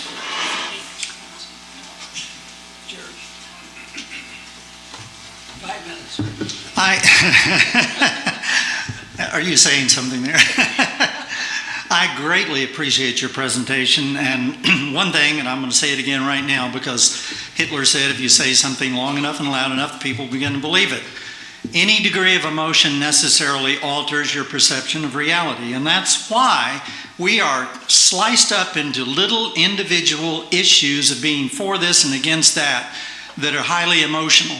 And the one thing I think that you gentlemen brought out tonight is that you're talking about policies, and I would expand that to say, or raise that another level and say, what we're talking about is the principles that our founding fathers gave us in this nation that we have let slip away.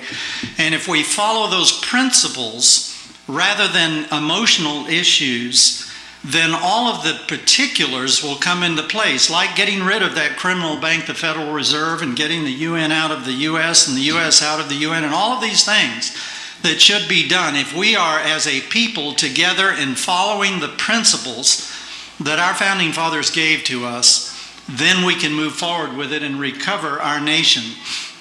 And by following these, yes, if there aren't the apparent leaders like another Washington or, my God, a Thomas Jefferson, that would take 4 or 5 of today's people to equal that one.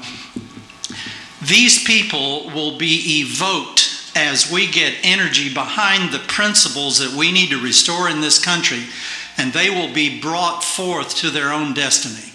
And I think that's what we need to do, is form together on the issues of the principles of our founding fathers, the Declaration of Independence, and the Constitution of the United States of America.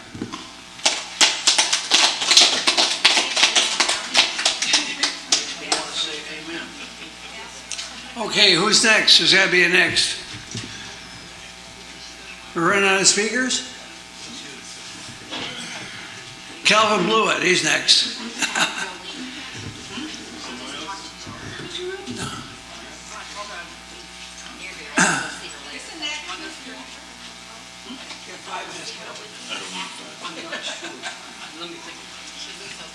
I want to thank the people for listening to what we've heard, and I want to say at the outset that I defend people's right to articulate their points of view.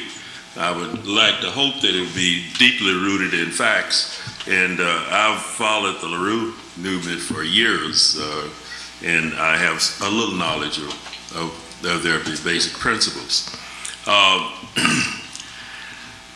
We do have problems in America, and there doesn't seem to be a concerted effort to solve those problems.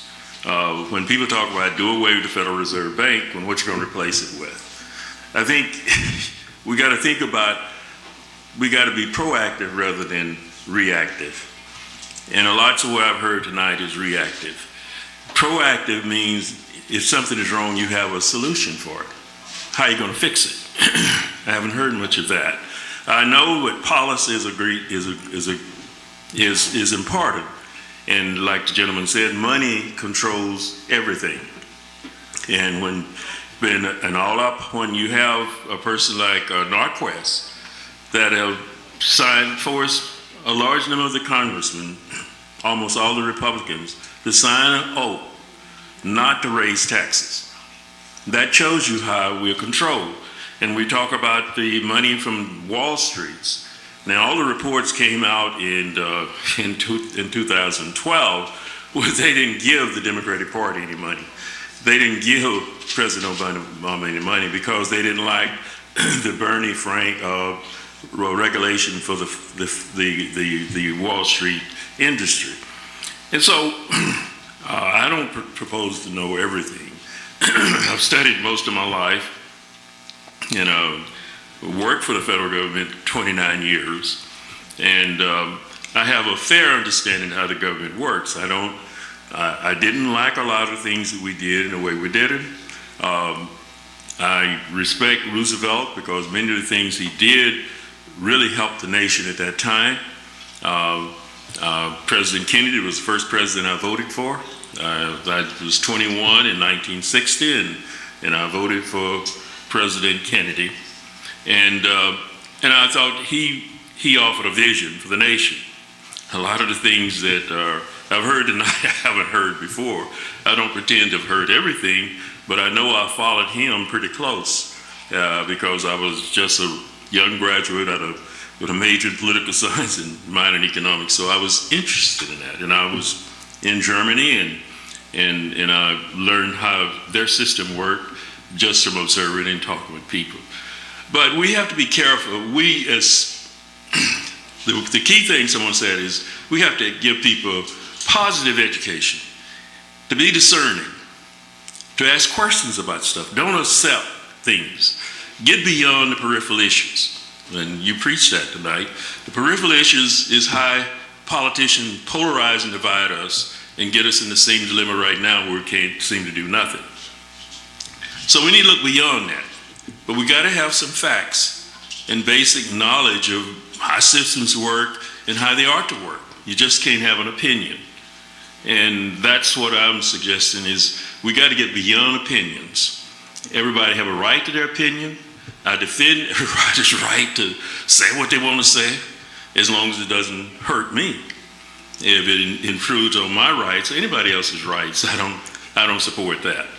So let's be more discerning. Let's try to educate everybody so that they can make wise decisions. I believe the American people, if they receive the right education, and if if politicians gave them the correct information, they would make the right decision.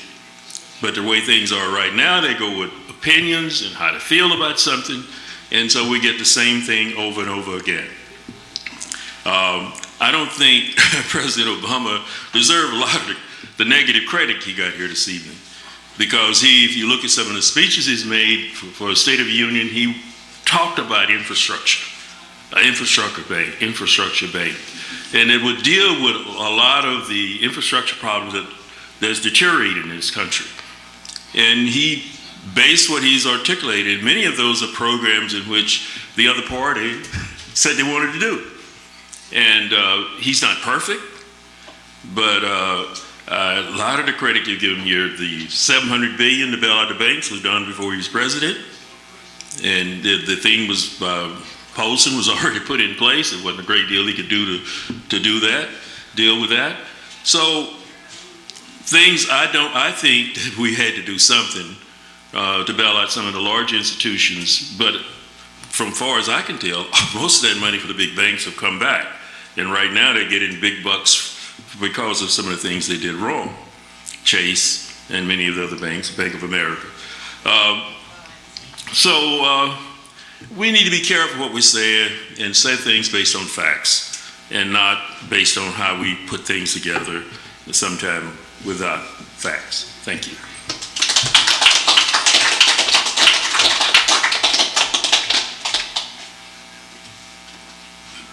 Okay, anyone else? Am I the last man standing?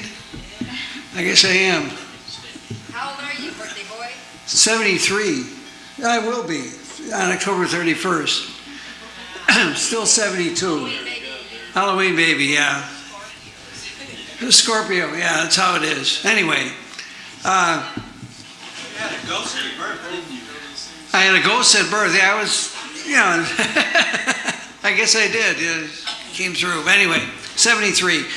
I guess I'm the last man standing, so I'll have to make some comment. But I appreciate, first of all, I think our speaker did a great job, both of them. It's good to get diverse opinions. It's good to get everything here. That's why we're here. My own view as far as what has to happen in this country to straighten things out, it's something that I don't think the speaker has really looked at. One of the things that has taken to where we are today is automation. I don't know if you've noticed it. It's been going on since the Industrial Revolution. Machines constantly replace, people are constantly replaced by machines. Machines don't pay taxes. We've got 25 million people out of work in this country at this point in time. And a lot of it is, some of it is from jobs going overseas to where labor costs are cheaper, and some of it is due to automation. It works both ways. I was in the railroad industry. I watched, we went from a situation of 5 people on pension, there were 5 people working for everyone that was on pension, to a situation where we had 5 people on pension for everyone that was working due to downsizing, et cetera. That was automation. And it took its toll. So this is part of why our nation's out of work, why our middle class has shrunk, and why people can't seem to get in, and now they want to do something with Social Security like gut it, which is not the solution. We need to put our people back to work. Everybody understands that, but nobody seems to push how to do it. So if you look at history, there's more to this. There's 3 things we have to do. One is relative to jobs. One thing that we could do, we could shorten the workday in this country. We go to a 6-hour day instead of an 8-hour day. That's how we got the Fair Labor Standards Act of 1938 when Roosevelt was in office at that time. And you could reduce the workday without cutting the pay. You'd have 4 shifts instead of 3. We'd re-employ people. You'd have more people working, paying taxes. You'd have less people not working, draining taxes. The government get a twofold benefit of increased tax revenue without raising taxes. Plus, we'd have less bills to pay for people that aren't working because they are working. This is how history has done before, and it can happen again. It can put our nation back to work. But there's a problem with that because our corporations will then leave town even more so. So we have to put tariffs on corporations and not put tariffs on other countries, because you have you end up with a price war with other countries. But our corporations have gone overseas to get exploitive exploit labor in other areas, get cheaper labor, and we're paying the price here in this country because we're buying nothing but foreign goods produced by our own companies working overseas.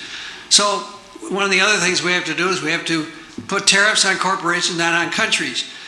With a country putting a tariff on another country is going to create a price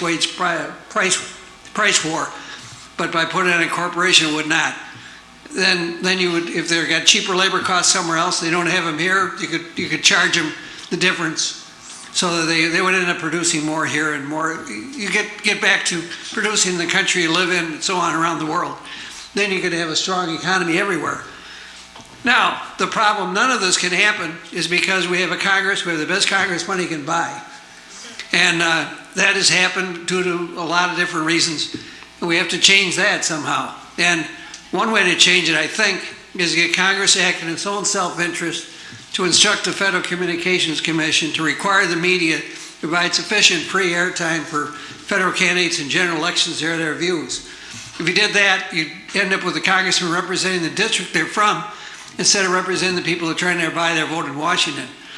Right now, the corporations are controlling our Congress. The corporations are controlling our country. The corporations are controlling the world. I mean, if you think about it. And that's the problem we have, and that's why they are against shortening the workday. They're against taking away their profits. It's short-sightedness, and if we don't put our people back to work, we're doomed. And that's my point. Anyway, so much for that.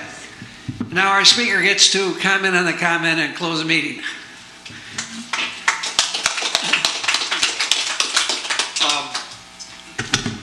I really don't think anybody refuted anything that I really had to say. It's the 100 corporations that the British gentleman spoke of are the British Empire, and they're the people who run the world. And they owe allegiance to the City of London, and that's where the speculation still happens today, and much of whoever owns the corporations in the City of London, whether they're members of the royal family or not, is irrelevant. It's the British Empire, and it's the mindset of the British Empire, and it's evil. And they're now self-destructing. We don't have to go down with them. So let me just look at the notes I took on what you said, because I do want to respond. So yes, we are in a pre-capitalist cartel system.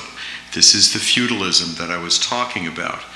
But it has to be solved by sovereign nations investing to produce the basics. You cannot have corporations owned by their employees if they don't have water, energy, and power that is cheap and regulated by a national government. You don't have that, okay? There's nothing wrong with that. That's, fine. But to say that that's going to solve a problem from below is really not, it's not a solution. It's not going to happen. The education and moral values is what we do out in the streets every day, and it's not easy because there's a lot of people who prefer to watch football and prefer to cheer on the fake political parties. But that's changing. That's changing with what happened today with this demonstration in Washington with Tea Party Republicans and real constitutional Democrats like John Conyers. That's changing with the Alliance for Glass-Steagall. It's changing with what we did to bring down Obama's illegal Syria war. It's changing. And that's what we have to create, is a positive alternative. And no one can say that we weren't presenting or mostly positive alternatives here. I mean, that's just not, it's obvious. So I especially appreciate what the second gentleman said, that it's so true. And you see this with the young people that LaRouche has inspired, that if you act for principle and not manipulating emotions, if you act for a higher principle to inspire what LaRouche calls the politics of immortality, acting on behalf of past and future generations, then what occurs is that leadership does arrive if you have the courage to call it forward. Then you are surprised by some young people who you weren't sure had it in them, who suddenly take it on and decide that they're going to be the next leader and show you up to be much better at it than you were. I'm happy to say that I've done a little bit of that in my life, right? So, but the idea from the black gentleman, Calvin, is that his name? Yeah. The idea from him that the bailout was paid back. I mean, this is just all lines from the federal government and Wall Street. We're putting out $85 billion a month in the Federal Reserve, and they say they need more. And Bernanke cannot taper that $5 billion because the banks are addicted.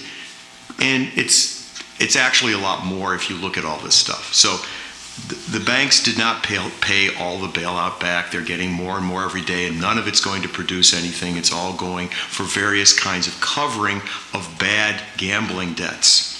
The gambling debts, the derivatives debts, and the gambling and the indebtedness of the largest banks, their speculation has dramatically increased since 2008.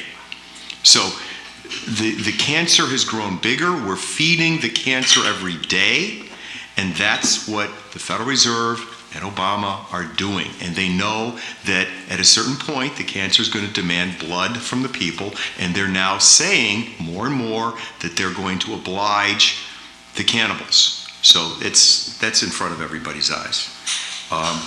So just to address what Tom was saying,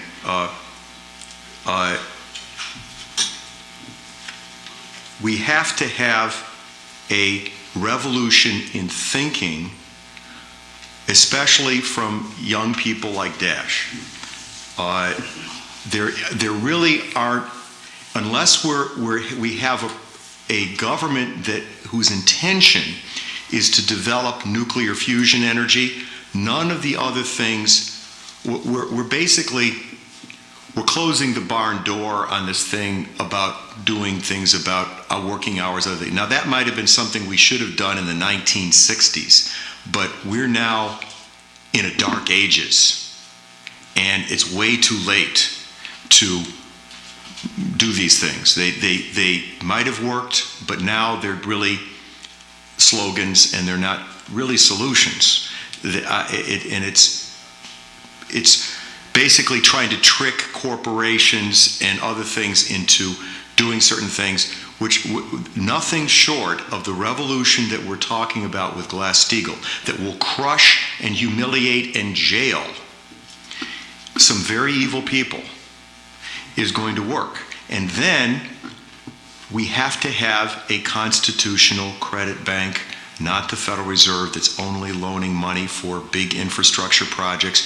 And so in the 1930s, we put a lot of young people to work. The crime rate went down 25% in 1934 because of what Roosevelt did. And we moved out of the danger of fascism in the dark ages in the United States. And we can do the same thing relatively quickly if we have that grand vision. And our allies in this are China and Russia, who want to move forward with that policy. The Pacific Alliance I spoke of. So, yes, we have to have fairer elections, and the corporations run the elections, but the majority of people don't live up to the Constitution. What we need is 5% of the people to be the calm voice in the burning theater, because a lot of people, when the euro crashes and the stock market comes down 10,000 points, and Obama and his friends say, well, we're going to start doing much worse things to your bank account or your pension fund. They're seizing the pension funds in Detroit, if people don't know it, to hand over to the Bank of America. This is what Hitler did. Obama's endorsing it. The Republican governor is promoting it. This is what's happening. So, at a certain point, people are going to wake up and want to get out of the burning theater. So we have to be the calm voice saying, we know this was going to happen, here's the way out. And that's what LaRouche has been about, That's what we're going to keep doing. So.